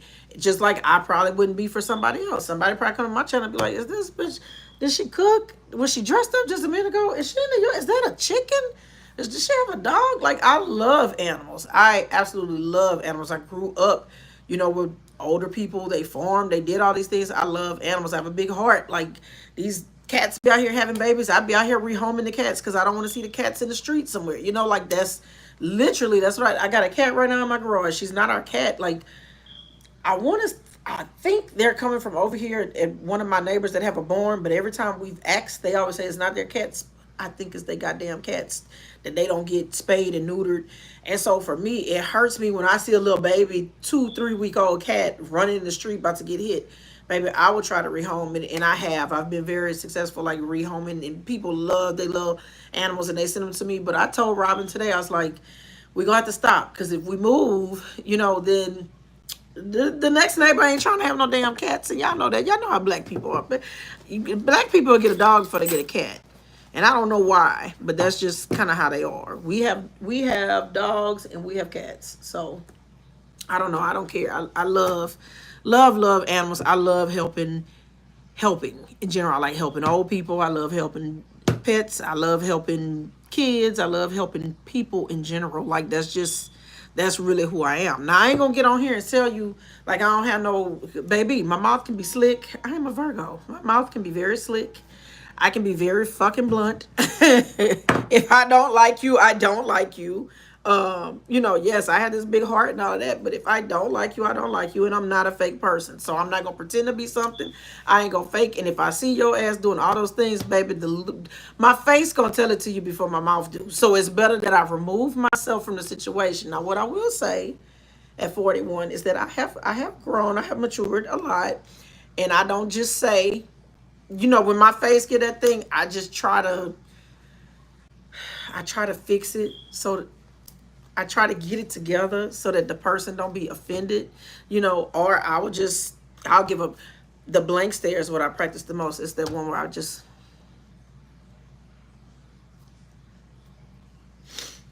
you see me doing shit like this. Oh, y'all. So I gotta get ready to go and get the kids. But it was good. It was so good meeting all y'all. Yeah, girl, we're gonna do it. Yeah. And then the person that, I feel is full of shit, I don't even look that way. I look at all the people that was not full of shit, and I make sure that I touch and agree with all of them. And then the full of shit person, say like if this the full of shit person, I just be like, yeah, girl, yeah, all right, well, all right, everybody, all right. It's like, this way, I can't do it. It's better that I remove myself, because if something comes up and they ask me, I'm not gonna lie, I'm gonna tell the truth. So I might as well just, okay, just remove myself. So I'm not perfect, y'all. Yes, I like to help and I can be sweet and all that shit, but baby, I can, girl. Now I ain't no mess starter. I don't like liars. Oh, I don't like liars. When you grow up in a family, you have a certain family member that just lies repeatedly, that's like, close to you. You look at shit differently, so a lot of that shit I can see because, I grew up around a particular person that did a lot of that, and so it's not to shame anybody, but, when you see certain things and, you don't agree, I learned from young, like, no, I don't want to be like that. No, I don't agree with that. No, that, like, I don't understand it, but I'm praying for this person. So when I see it with other people, my fuse, my tolerance is like, it's zero. It's zero. So like, I can't, and that's something that I had to work on because, baby, People get to line and shit, baby. I move around. I move around and when I say move around, like you can't reach me. Do do do. The number that you have caught, like I'm that person. I have that spirit of not necessarily blockation. I just have that spirit of ignoration. So I could, I just.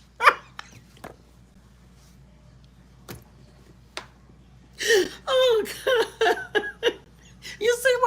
You see why I need to go to church. You see why I need to quit watching on the TV and I need to take my ass to the church because God need to physically touch me. He need to, like, I know he probably touched me in the house, but God need to walk in there and God like, shh, and baby, and I don't even, that's not, I'm just Baptist. I don't, I don't knock nobody else, nothing like that. I ain't never really got into the, the laying of the hands and all that. That's not my thing. And I'm going to tell you why. I don't feel like everybody's called to speak in tongues. I don't feel like everybody's called to lay hands. I don't feel like everybody do that. So when I go and playing piano for churches, and I've been to churches where everybody do it, I just sometimes I have to be.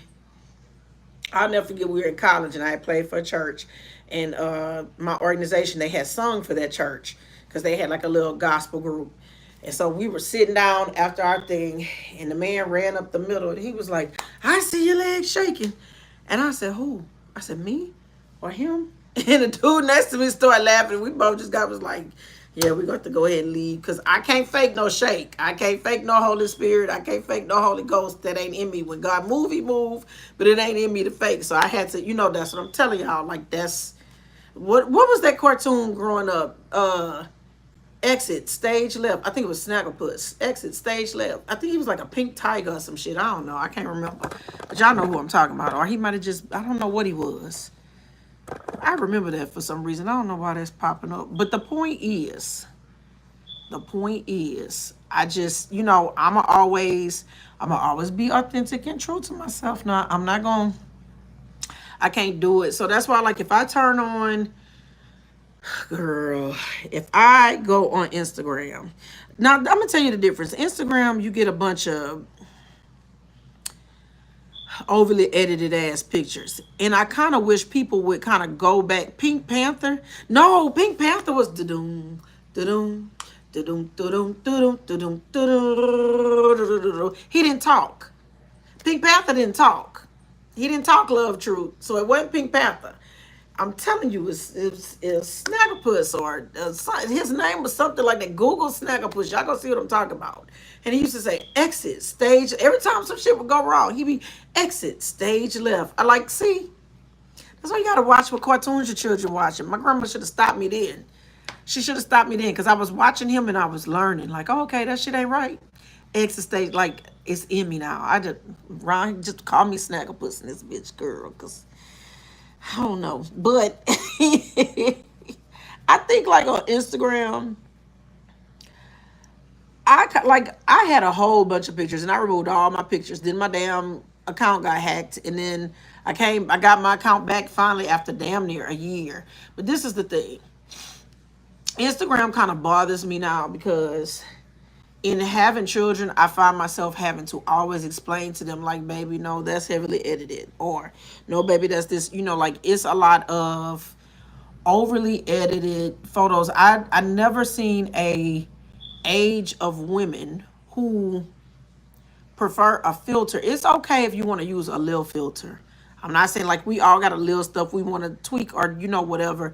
But when it gets to the point, like, you need the filter for everything. You need the filter when you got to record. You need the filter when you got to post a picture. You take a picture of yourself and you don't like it because it doesn't look like a filter. That's an issue and that's a problem. So typically whenever I use a filter, especially like if you go on my YouTube, I'll show you what I do. I darken my eyebrows right here, right? So I start from this part and I go here. And usually I'll smooth out my lips, right? So I'll make them look a little bit more smooth. And anywhere the light highlights me, I'll just take, like, the white and, like, so usually it's on my nose. I'll put, like, a little white and a white just to make the highlight pop. That's it. I'm not about to, you're not going to come on there and I just will never. And I ain't knocking those that do it. I'm just saying, like, I wish women will understand that we are beautiful, how God created us, and it's okay to want to enhance or to do things or stuff like that, but just remember it's in addition to who you are. You don't need it. It's in addition to who you are. And you shouldn't really like want people that follow you or jump behind you that only want to see a perfect picture of you all the time, because nobody is a perfect person, if that makes sense. So I don't know. I'm just kind of different with that. Like I like a good wig like the next person, but baby, I'm not gonna sleep in no damn wig. I'm not gonna do all of that. Like I want to keep my edges, and a lot of these women, as the licensed cosmetologist in me, you get it's always been that way with hair and makeup and stuff. You get 50% of your clientele that want to listen, and 50% that just don't. And I've always been that person. Like, if my slogan in my shop used to be like, I care about your hair, do you? Right? That was my slogan, because I felt like once you sit in my chair, you could tell me whatever style you want, everything. We're going to do a scalp analysis.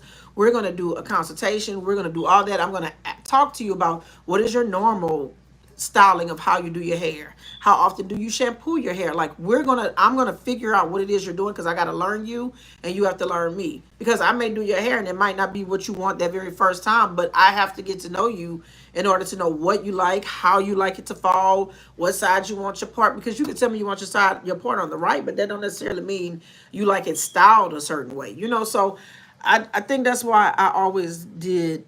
I'm not gonna say I think. I know that's why I always did well with my clients, because I built a rapport, and it's so rewarding to the client and to you when you build rapport with a person. Or if you want to put that in YouTube terms, community. You build community with a person. Simone said yes, over the top. Instagram is different. I personally don't care for it, but the salon I work for is big on posting on there. Yeah, like, and so now if you're talking about in a business aspect, yes, I think social media is great for businesses. If you're solely posting, like Instagram, the way to grow on Instagram is if you posting hair content, just post hair content. If you're posting shoes, just post shoes. And so they serve that to the people, and then you grow really, really fast. I think a lot of people come on Instagram and then they'll post like their makeup picture, then they'll post their outfit, and they post this, because Instagram is about algorithm, it's not about people. Instagram serves their algorithm to whoever is looking for that specific content. And I know that sounds the same as like on YouTube, but it's not. YouTube is a search-based engine. Instagram is an algorithm-based thing. TikTok is just feed story, so that's how you get that. Same thing. That's why Reels do real good on Instagram, because it's just you like me. You sound like where I'm at now, Simone. I think, like, just being honest, that's where I'm at. I've been doing hair for so long that as much as I can sit down and talk to you about hair all day, it tires me out, kinda. Like, that's why I kinda got away from mainly doing, like, not really doing tutorials on YouTube when it comes to hair. I kind of got more into like the hair education type thing, or doing like Q&As to hair. And every once in a while, I'll do like a tutorial. Now, I'll do a get ready with me. I just did a get ready with me when I was just talking about my hair, but I was being completely honest. Like, I was like, shit, I don't feel like doing my damn. It took me the whole entire day. I don't even leave my hair with my hair looking messed up. But I left the house that day and took Robin to work with my hair undone. And that was the first. And I came back in and I said, never again. I can never do it again. Because all I kept thinking about was, Lord, if I get in an accident, I'm going to be out in these streets looking like Wanda off of, what is that? Holiday Heart. I was like, no, ma'am. Little child, you're not gonna have me out here like this. I was like, I got to go home. Baby, I just could not. And the sad thing is my hair is fine. Like, because there is a difference between fine hair and thin hair. My hair is fine. And it wouldn't take long to do. I was just assing around. I was assing around. And I was like, you know what? Everybody come on here and they be posting about how to do your hair. I was like, I'm just about to tell the truth. Like, I don't feel like doing it. And this shit, whatever we gonna get is what we gonna get today. And that's what it's gonna be. Like, you said, I just feel like people watch all your stories on Instagram, but when you actually post on your feed, quick.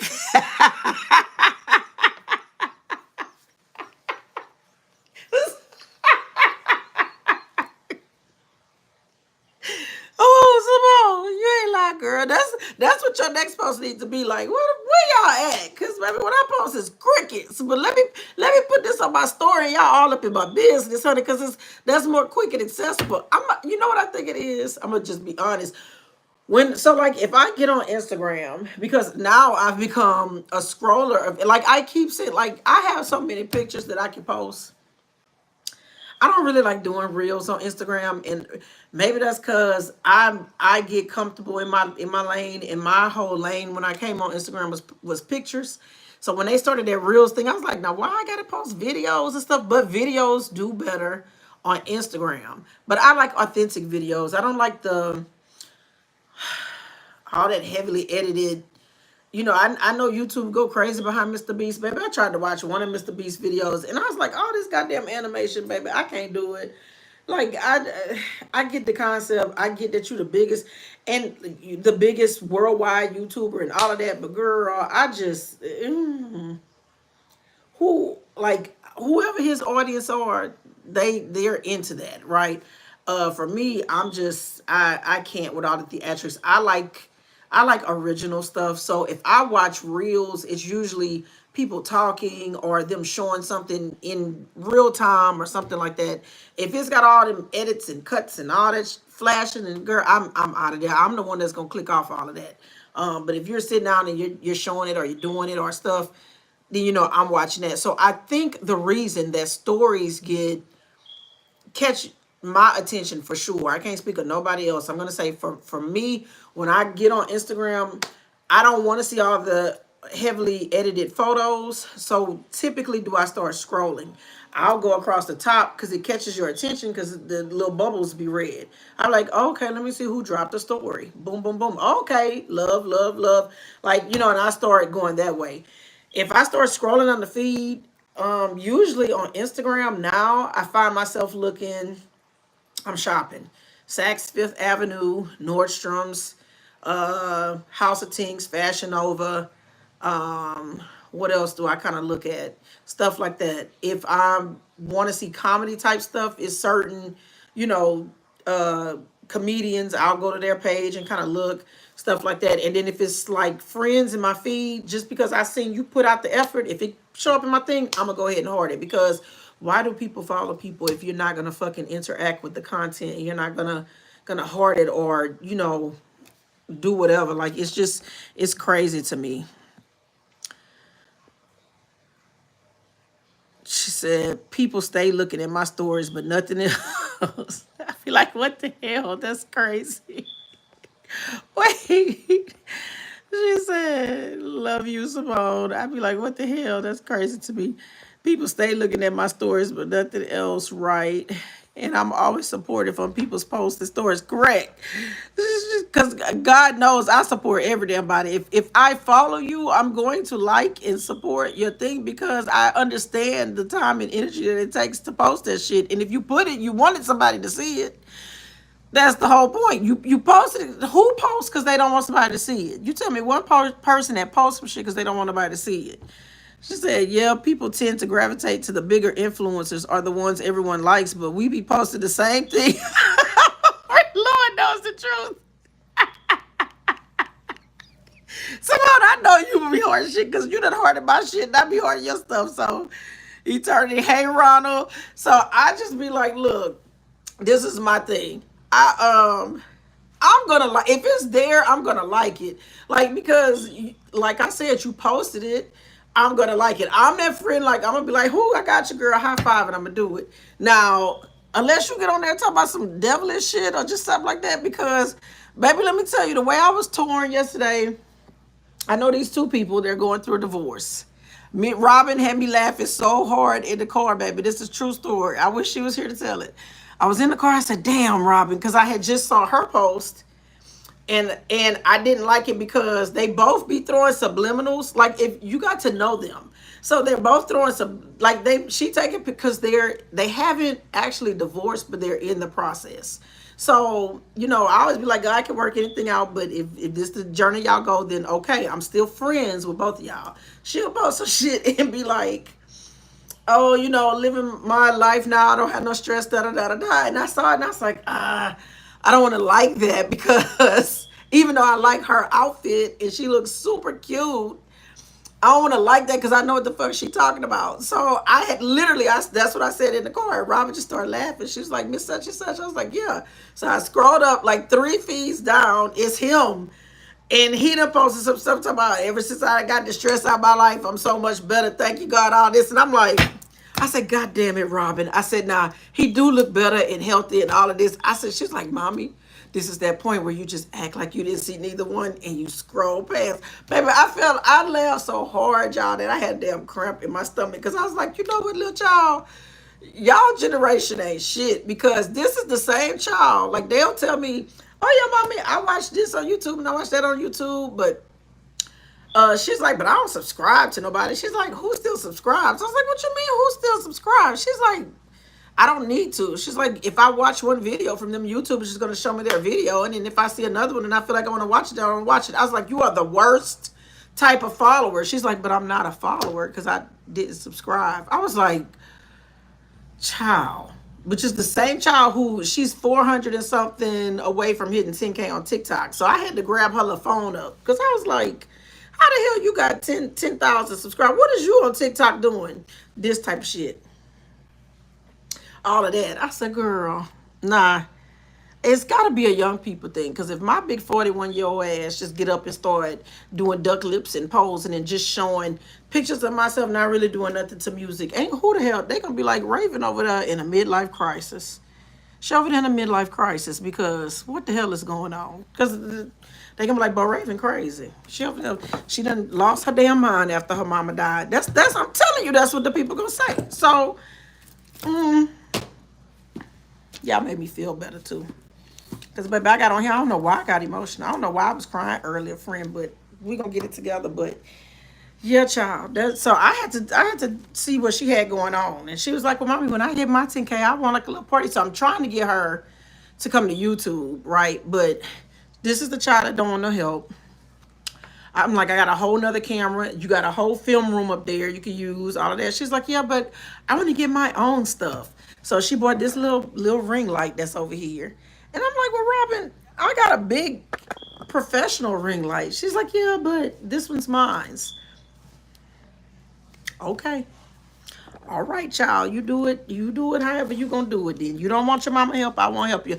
Shit, I told her, and your children be the worst ones, because I told her, I was like, I was just trying to tell you, like, if you come this way, you can get some little paper. You probably take off because she, that's what she like to do. She do her little wigs, which I don't know why, because she has beautiful hair.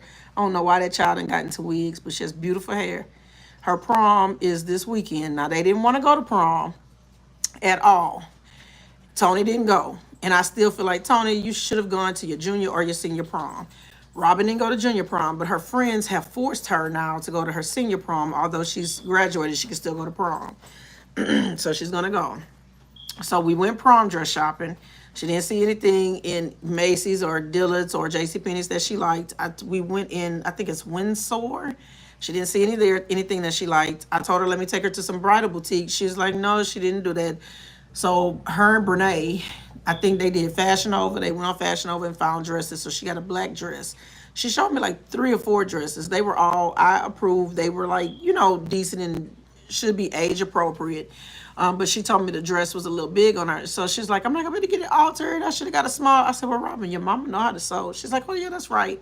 She's like, well, tomorrow when I'm off, can we alter my dress? So I'm going to have to see what she got so that I can alter it for her. Because if I take her to the seamstress that I know in Mansfield, I don't know if she'll have it done in time for her by Saturday.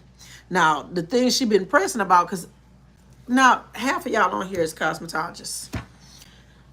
I need this answer in the comments. I need you to flood the comments with your answer. Do you remember growing up when we were doing updo or ponytail? we would do it with our hair. And then you would add the bundle, one or two, depending on if your ponytail was like this or if your ponytail was long, one or two. You would bobby pin the bundle at the top. You would mold your hair, bobby pin the ponytail, and proceed with your updo. If it was half up, half down, the tracks in the back, the thing at the top. If you needed a track for your swoop, you know. Since when did we start buying wigs, molding the wig into a ponytail to get a fucking updo? So we get into it. First off, she goes, I think I want an orange wig. I said, you bought a black dress. I said, you're going to look like Halloween. I'm not going to look like Halloween. Well, why do you have to have an orange wig? Why can't you just be your mama's child and wear your natural hair color, or do one of them, like, you know, like a subtle little blonde, or she goddamn a what is it, T27 and a 2. Why can't you do, why Robin Bell? She was like, exactly, Simone. I said, child, an orange wig? She's like, well, I don't know, mommy, but I need a wig. Why do you need a wig? You have beautiful hair. Mommy can do the pictures that you showed me. Mommy can do your updo. Well, who wears their hair for an updo?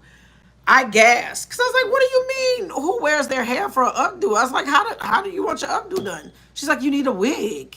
She's like, because why would you have your regular hair with the weave? I said, what do you mean, why would you have your regular? I said, okay, Robin, obviously you messing with me. You asking me what? I was like, what are you asking me? She's like, well, what are you saying? She's like, what are you suggesting? Y'all need a TT? She's like, I said, what are you suggesting? That's what she asked me. I said, well, Robin, you showed me a picture of an updo. I said, we can do that with your hair. I just mold your hair into a ponytail. We add your ponytail, and then we put it, because she wanted kind of like these really loose curls at the top, right? I'm like, that's simple. She's like, no, mommy. She's like, ugh, who would do that? She's like, that's not what people do. You don't wear your hair and then wear the ponytail. She's like, you get the wig and you. So I'm just asking, is that what we do now? Do we do a whole damn wig just to do an updo? I thought you need to use it. Is that what we do? Harper? Y'all probably about to hear the chickens. Harper out here rolling around in the damn grass. Yeah, I don't know. So now she wants me to sit up there, and I'm like, well, Robin, that means you need a full lace wig if you want to do that, and then you got to mold that wig up. I said, so let me just ask you, because I was like, you're gonna have to sew it down, because if you glue it and if you dance with mommy, I'm not gonna be dancing. Stop, Heart. She's like, I'm not gonna be dancing. I was like, okay, well, if you get to sweating, I was like, how are you gonna sleep that night? The wig gonna fall off? The whole wig gonna fall off? She's like, mommy, you're making it so complicated. I was like, no, I'm just telling you the truth of what freaking happens. So, child, I don't know. The child want a full lace wig. Mr. Roos. The child wants a full lace wig. She wants an orange wig that I'm going to definitely talk her out of, because we not doing no damn orange wig. You going to be my child. Like, this is my prom. Like, you can have your prom, but this is my prom, because my other child didn't want to go to prom. This one didn't want to go to prom. And so that's what I told her. The least you can do is get your mommy a picture so that I can be like, look at my baby. But, child, she don't want me to. She's like, I just don't understand the children these days. But I ain't pushing, because she's going. So she going. So that's the happy median. But look how God work in my favor. Her little check won't be here for her to get her wig herself. So who she needs to get her wig? And guess what's gonna happen?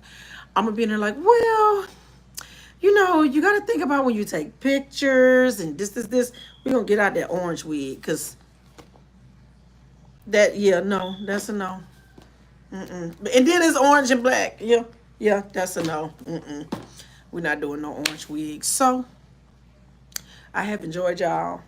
I love y'all so much. I feel so much better after just coming on today and just being completely honest. And I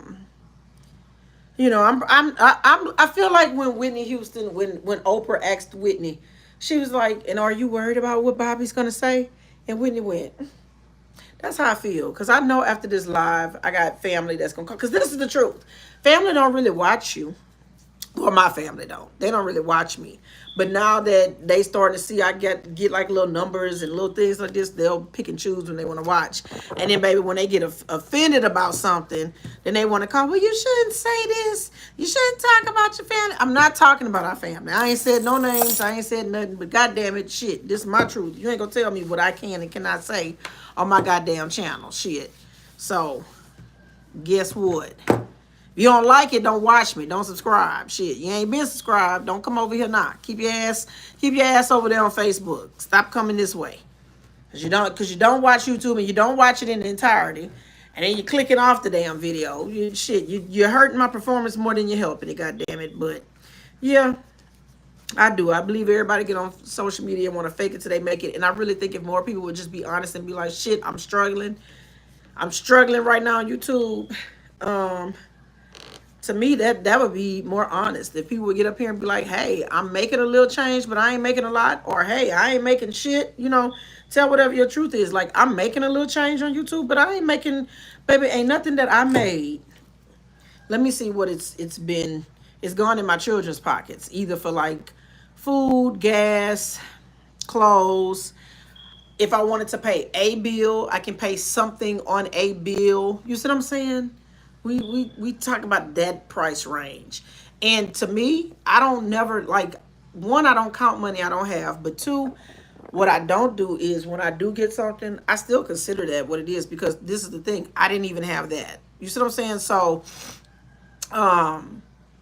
what I mean by I didn't have that is like I didn't have it before I put out the video or whatever. Like that's in addition to what I have. So I'm grateful. I'm thankful for those things. I just wish that more people would be honest like that and tell the truth. Because like when I talk to other people that's on YouTube and trying to start their channels or whatever, if they ask me for advice or if they ask me for help, then I help. I'm not the person to go around and just be like, oh, you need to do this, you need to do that. No, if you ask me or if we agree that we're gonna help each other, something like that, then I'll lend my little 2 cents here and there. But if you ask me, I'm gonna be candid. I'm gonna show you like, well, look, this is what my channel doing. This is what it's got, or, hey, shit, maybe we can both figure out some shit because, honey, it's girls and guys on here making coins, and I do believe that in due time, if it's meant for you, it's gonna happen.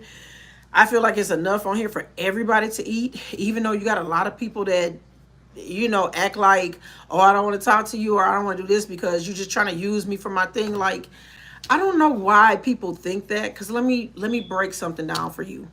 So let's say, like, so Simone, I know you do YouTube. So let's say if Simone has 30, let's just say 50K. Let's say Simone had 50K following, and I have 3,000 followers, right?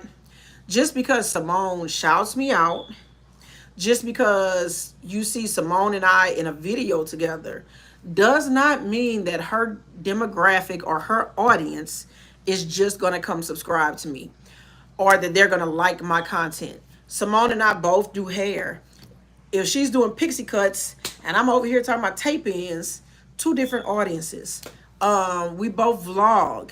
If she's talking about styling blazers and things that she can, pick up to thrift and stuff like this, and I'm over here talking about this is, a Versace shoe or something, two different fashion audiences. If she cook her chicken in the goddamn oven and I put mine in a deep fryer, two different audiences. So I don't understand. Hey, Pam, I don't understand. I don't think I've ever had Pam on a live before. So hey, Pam, she's definitely a person that just supports all the time. Two different audiences. So I don't understand why people act like, they get like, they act like they losing fucking money. Right? And those are the same people, I'm telling y'all, that have been on YouTube for some time. That's the same people that would turn around when you do start picking up and you do start doing this, now they want to fucking come around you or y'all pair up together and all this. Like, nah. I remember who was with me when I was starting and who was with me when I get to where I'm going. Because we all have our own journey. So that's what I would tell everybody. Like, you are your only competition.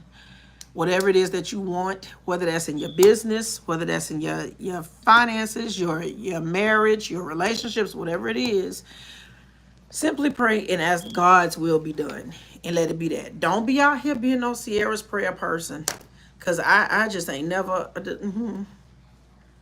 the foolery. The foolery. It's okay to know what you want, but yeah, I don't know, honey. God's will be done, right? The man's supposed to find you. I ain't got to pray and give God no specifics. God already know my heart. God already know what I'm supposed to have. It's just up to me if I get tempted to jump into something before what he has for me. You know, because there's some people that's out there like that. They just jump relationship to relationship or, you know, jump all in and don't even know the person. You got people out there like that in your families, in your friendships. You know, I guarantee you can name at least two. You got 5 fingers on one hand. You can name at least 2 people that you know that's like that. And it's nothing wrong with. I have friends that literally have met online with somebody else, and within 6 months they was married and all that, and they still married to this day, very much happy. So I'm not saying that you can't fall in love quick or things like that, but what I'm saying is at least get to know people. Don't just be like my grandmother used to say, you don't date people like you change your drawers. You know, shit, you're supposed to change your drawers every day. You don't just every day. It ain't a new goddamn person. Like, shit, gotta get your shit.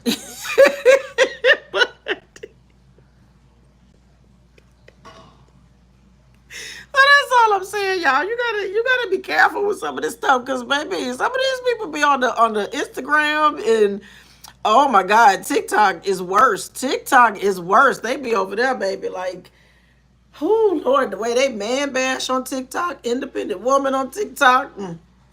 The dating advice that comes from TikTok, I wouldn't fucking take dating advice from none of the girl.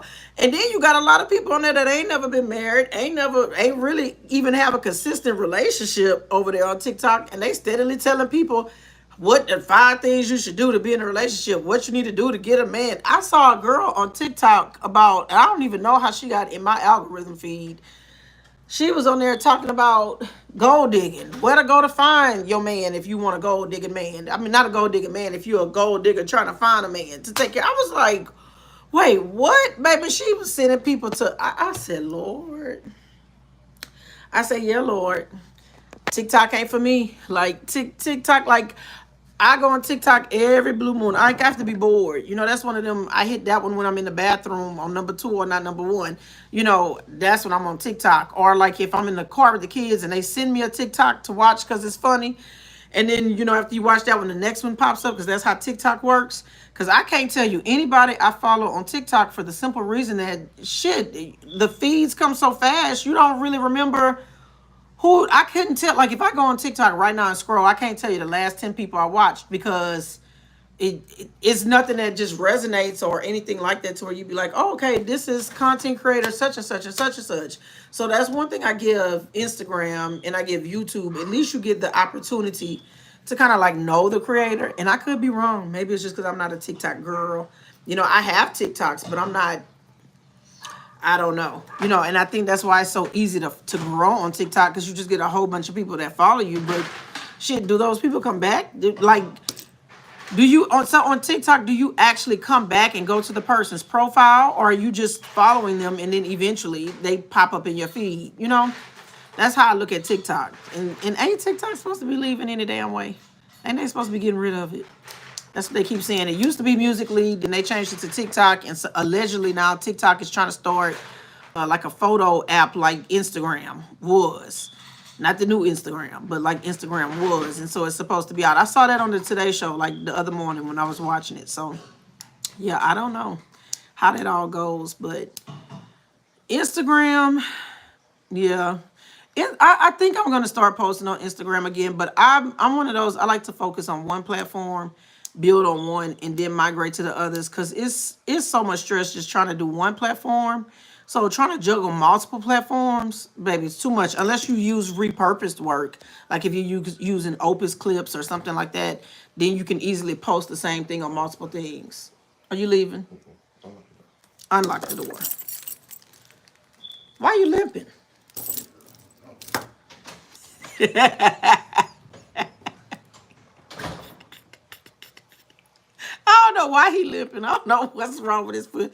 Maybe he broke his knee and the knee just get held. Now he limping on the other leg. I'm like, what the fuck? What? Girl, look. I don't know what the hell he done did to himself, but I definitely now. Yeah, repurposing is one thing, but I be trying to figure out, Simone, how to take the watermarks off of like TikTok and all that. But Robin just showed me the other day. She's like, "Mommy, it's simple. Just save the video before you post it, and then you'll have that video." So I was like, "Oh, okay, all right." Because I will say, when it comes to like all the short form, I find that TikTok makes the best short form. Then I would say YouTube Shorts. Then I would say Instagram. Because to me, Instagram, I like, baby, if you go on the actual app and you're trying to create a reel or a post or stuff, their filters get real confusing for me. I be sitting there like, what is all of this? Now, what is this? And maybe it's because I don't use it. But I have no shame in telling somebody, baby, I on social media, for me, I have to stay consistent, because if I take a break, bitch, I don't know how to use none of the shit. It's like I forget how to create the content. Like literally, I'll forget. Like right now on Instagram is a thing called Threads. I can't tell you what Threads is supposed to be, how I'm supposed to use it, and it would fuck me up. I went on Threads and I had like 200 something people following me, and I'm like, how do I have followers on something and I don't? I've never even used it. Like I don't even. So I called myself trying to set up a bio. And then I was like, well, what is it? It was giving me like Twitter vibes, but you had to download a whole nother thing to just to use it. And you know, with any of these platforms, when they introduce something new, you should jump on it. But girl, look, I'm gonna have to ask the kids, because it's just like I be seeing at the top where people be posting. So like on their story, there's words to the right of the story, and I was like, Robin, how are y'all posting phrases on your story? And she's like, Mommy, she's maybe they be over me, but I don't be on them apps. I'm a YouTube girl. I do long form content. That's what I do. I come and I do lives over here on YouTube. If I'm on Facebook, because I got a lot of followers on Facebook, but on Facebook, it's mainly like family, church family, stuff like that. And then I don't know, like a whole bunch of Indian men. I don't know why, baby, them Indian men love them some black Beau Raven, but baby, they be all over there. They be on Messenger calling me and shit, and I be looking at the phone like, bitch, I don't even answer for regular people. Like, I got to really like you for me to answer. So why is y'all calling me on Messenger? And then y'all just, like, you hang up and you call right back. You hang up and you call right back. Like, you're weird. So I had to delete the whole Facebook Messenger app, because I'm like, I had it for like older family members and stuff, that like my daddy. So my daddy, he want a video call, but he don't have an iPhone. So my daddy will video call me on Facebook. Like, hey baby, what you doing? Like, hey daddy. How, daddy, why don't we get you an iPhone? Oh no, baby, I don't know how to use all of that. You know, so I had Messenger for that until all these creepy ass people started messaging me, like calling my phone all day. I was like, oh no, we got to take that off, because I don't know what y'all are doing over here, but that's not gonna work for me. So she said it is like Twitter. Okay, so basically it's Twitter for Instagram. Why is Instagram throwing all these new child? Sometimes I'm on it and sometimes I don't feel like it. I gotta stay consistent. I think you do good, because like you gotta stay, long as you're consistent. Like some people post on YouTube just once a month, Simone, right? Like just once a month. Some people, it just depends on how you want to do it. If you putting out a video that once a month that's keeping up your engagement and people are still there, then that's fine until you get, because like for me, that was the whole point of why I came on today. Like, look, y'all, I'm trying to give you these edits today, but it's not, girl, what's my percent say? Oh, I'm gonna have to get ready to go, because I was like, is that a one? That's when your eyes getting bad. Shit, you gotta ask yourself if you're diabetic. Let me see. It's like 8. Shit, I thought that was a 1, child. Uh, I feel you should post. Honestly, to me, I get so confused because when YouTube first came out, it was YouTube. Now YouTube want to say it's not the algorithm, it's the audience. I hear y'all, but then if that's the case, why can't you think my audience just wants to watch one particular type of content all day, every day? No. People like variety. People get bored. If people getting bored, first and foremost, this is the other thing that kills me. They're like, oh, you got to keep your videos short. People's attention span is like this. Well, who are y'all talking to? A bunch of dummies? Because I like me, I'm praying that I'm talking to people in my age group who also like to talk. That child, I can't if we in real life and you sit next to me and you fidgeting within 30 damn seconds because you can't sit still. Hey, okay, y'all, all right. Okay, I'll see y'all later. That's gonna be me because something is wrong, child. When you can't sit, you don't have no patience, you don't have no virtue, you can't sit your ass down for a little bit. So if your attention span is 30 seconds or less anyway, it ain't shit we got to talk about because all that fidgeting and shit, I'm born in 82. I'm from the childhood where people be like, oh, that baby on that shit, that baby on that stuff. When I see all that shit, I be like, Lord, pray for him, Jesus. I hope that baby ain't on all them damn hallucinants and all that other, because these drugs out here these days is crazy. So I'm like, Lord, I don't judge people, but if you doing, y'all know what the hell. I'm stop trying to act like you're a goody two shoes. If you sitting by a person and they fidgeting and doing all that shit and can't sit still, you gonna either think they nervous or their ass is on they high or they on that shit. It's something. It's something. So I'm just saying, I don't want that type of audience. I don't. If you know you like quick little content, you wouldn't even find my page because ain't shit over here on my page. Just that quick little content. Definitely grabbing my purse. Thank you, Simone. I'll be like, child, baby. And you at that age where it's like you said and it's understood. You girl. Mm-mm. Oh, mm-mm. That's when you start kind of slowly turning like this. So your back be this way. Hey. You start talking to the people on the other side of the room. Because you be like, child, no. I can't do it. I can't do it. Can't do it. I'm not sitting next to you. You doing all that shit. I'm just not. I'm just not. I'm just not. Robin, she get mad at me all the time because I be like, Robin, you always going somewhere. You always trying to do something. Every time I turn around, you asking to go somewhere. Like, you don't just, we want to stay at home. She's like, Mommy, I'm always at home. I'm like, girl, every time I turn around, Mommy, I'm going here with Brene. I'm going here with this one. Or, Mommy, can I go over here? Can I go like, child, I'm tired. Just, shit, I'm tired of you just having to answer and tell you like, yeah, you could go. Shit. Mm-mm. She said, I don't even watch the time when I'm listening. Correct. Oh, aren't you about to go to work? What's wrong with your foot? You. What's wrong with your foot? It's broke. Your foot is not broken. That's Butterscotch in here talking about his foot broke. Your foot is not broke.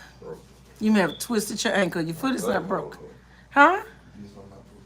What? Do y'all hear him?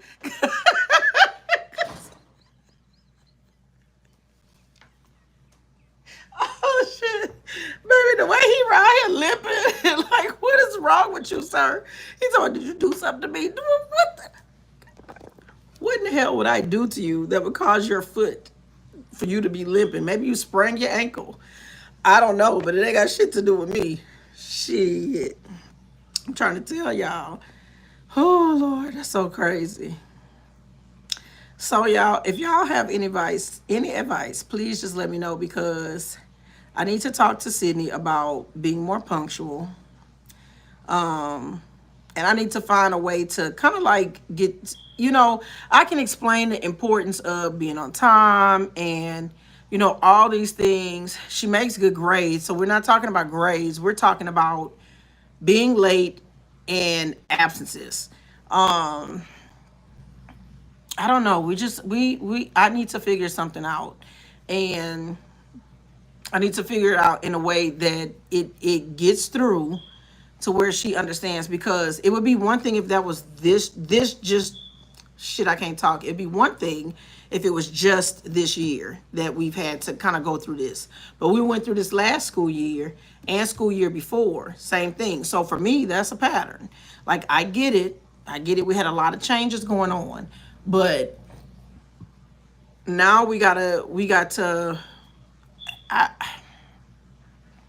I just want to see her at her highest potential, and I want her to be at her highest potential. Because I truly feel like if you could be book smart all day and not have no common sense. You see what I'm saying? And I'm not saying my baby don't have common sense.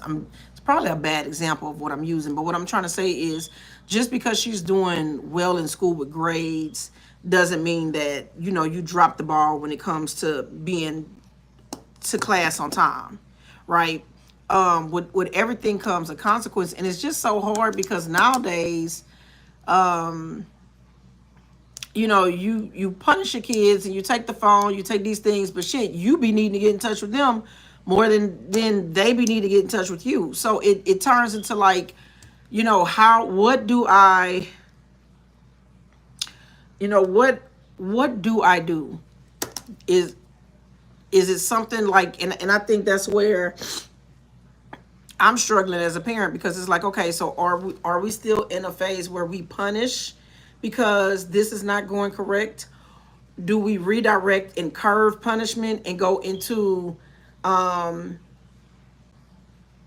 type of I don't know, practice of something that would make her start practicing being more punctual? Like, do we need to, I really don't know.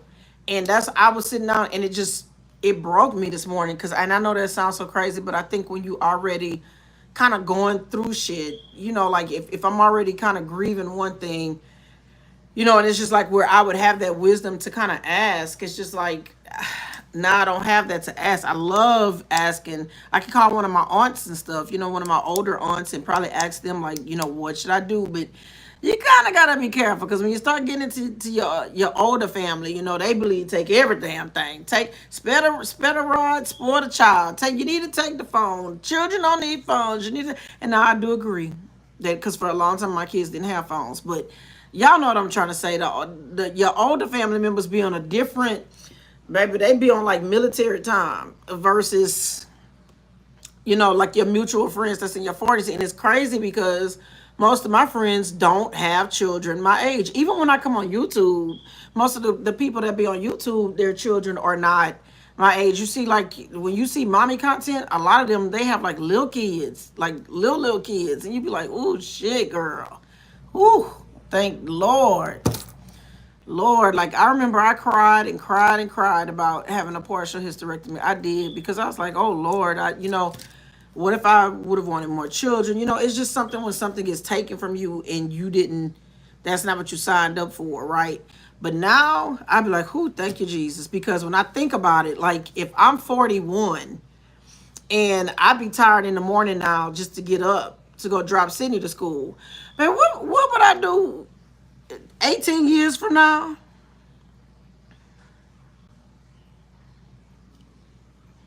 I'd be what, 50, 59, almost 60?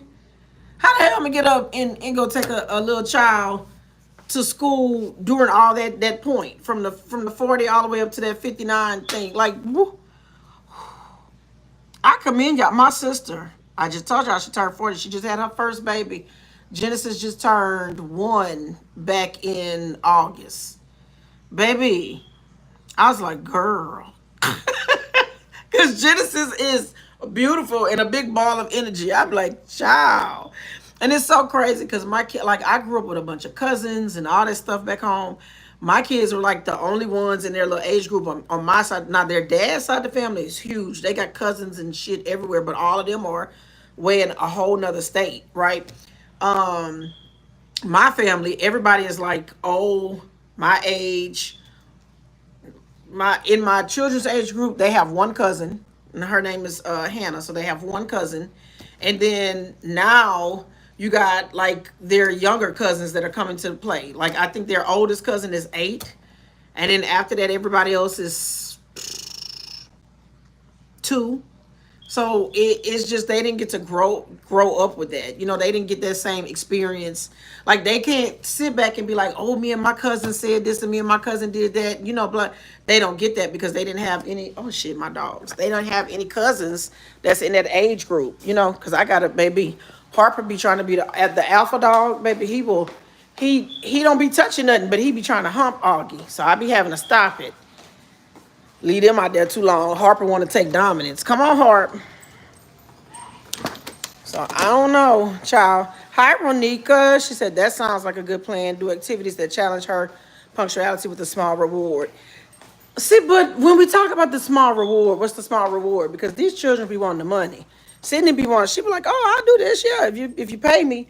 And I'm kind of old school. I believe I shouldn't have to pay you to do what you're supposed to do. Does that make sense? So I'll give a reward. Like I know she likes PF chains or she likes sushi and she likes things like that. Take her out to eat. You know, do different things that she likes. But I don't know. I just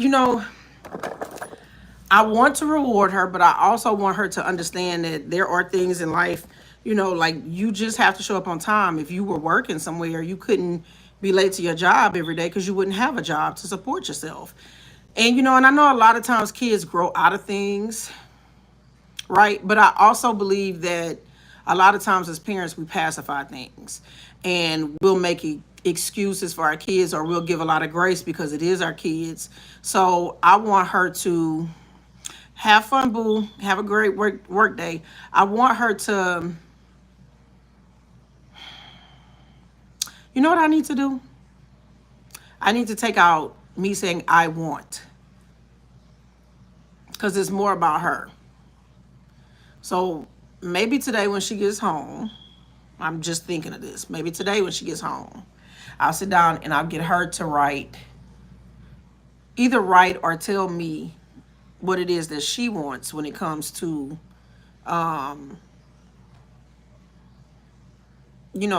stuff based around her punctuality or what does she think she could do better or how I don't know, y'all. Like I said, I'm still learning, but I do thank you for that because sometimes giving a reward is probably the best. Even though I don't feel like I should have to do that, but this is the thing. If the ultimate goal is going to get what needs to be done, then I'm all for it. As long as it's safe and it's not harming her, and it's doing it, then I'm all for it. Because the truth is, shit, a lot of Americans, they go to work and they hate their job, but they go to work because they're getting paid to go. If they weren't getting paid, they wouldn't go. So whether the reward is monetary or itemized or something for her, maybe I just need to use that same system to get the overall goal. So yeah. Thank you for that. Seriously. Thank you for that. Thank you, Ramika. That truly does help.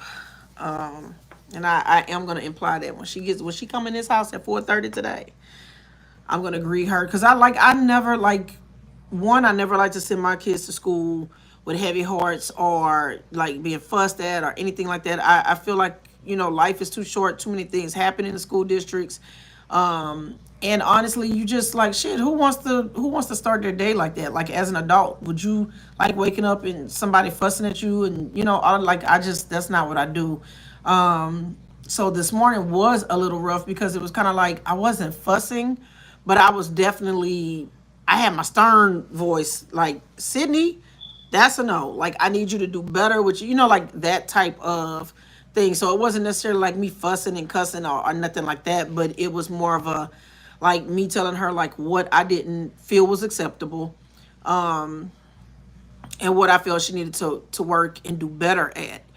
I think for me the frustration came is because I literally saw her shut down, like turn off to what I was saying. It was like she was listening and going through the motions of yes ma'am or whatever, but I literally saw the moment when she shut down. Because like being in music education, you get trained, you get taught like how to recognize adolescent behaviors and all these things, and then shit, just as being a mother, like you learn these things, you learn your kids, you learn their personality. So when I saw that happen, and like at that point I knew it was really nothing else to talk about. At that point it was just okay, let's, this is the thing, why am I gonna fuss about it? At this point you're late and it's gonna get counted as an absence. So fussing is not gonna change the fact that you're late. So now we just have to make sure that you finish what you're doing, we get to school, and we're gonna have to figure out something when you get home, like, because this is just, it's unacceptable. So yeah, so thank y'all. I have had y'all on here for I don't even know how long at this point. I wasn't gonna leave this one up, but maybe I'll leave this one up. I hate to leave it up because I was on her crying like a big ass baby, and I don't cry in front of people. I really don't. I just don't. I don't even know where that came from today, but I'm happy. Um, I'm happy about it because I literally just, I feel better. So I love y'all. Most likely y'all not gonna get content for today. Y'all gonna get the content Friday because at this point it's 3 o'clock.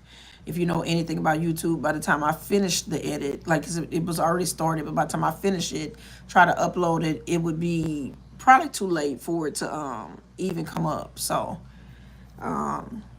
we'll just do our upload for Friday, and I'll leave the thing up here for today. She said, give yourself grace and know each situation is unique.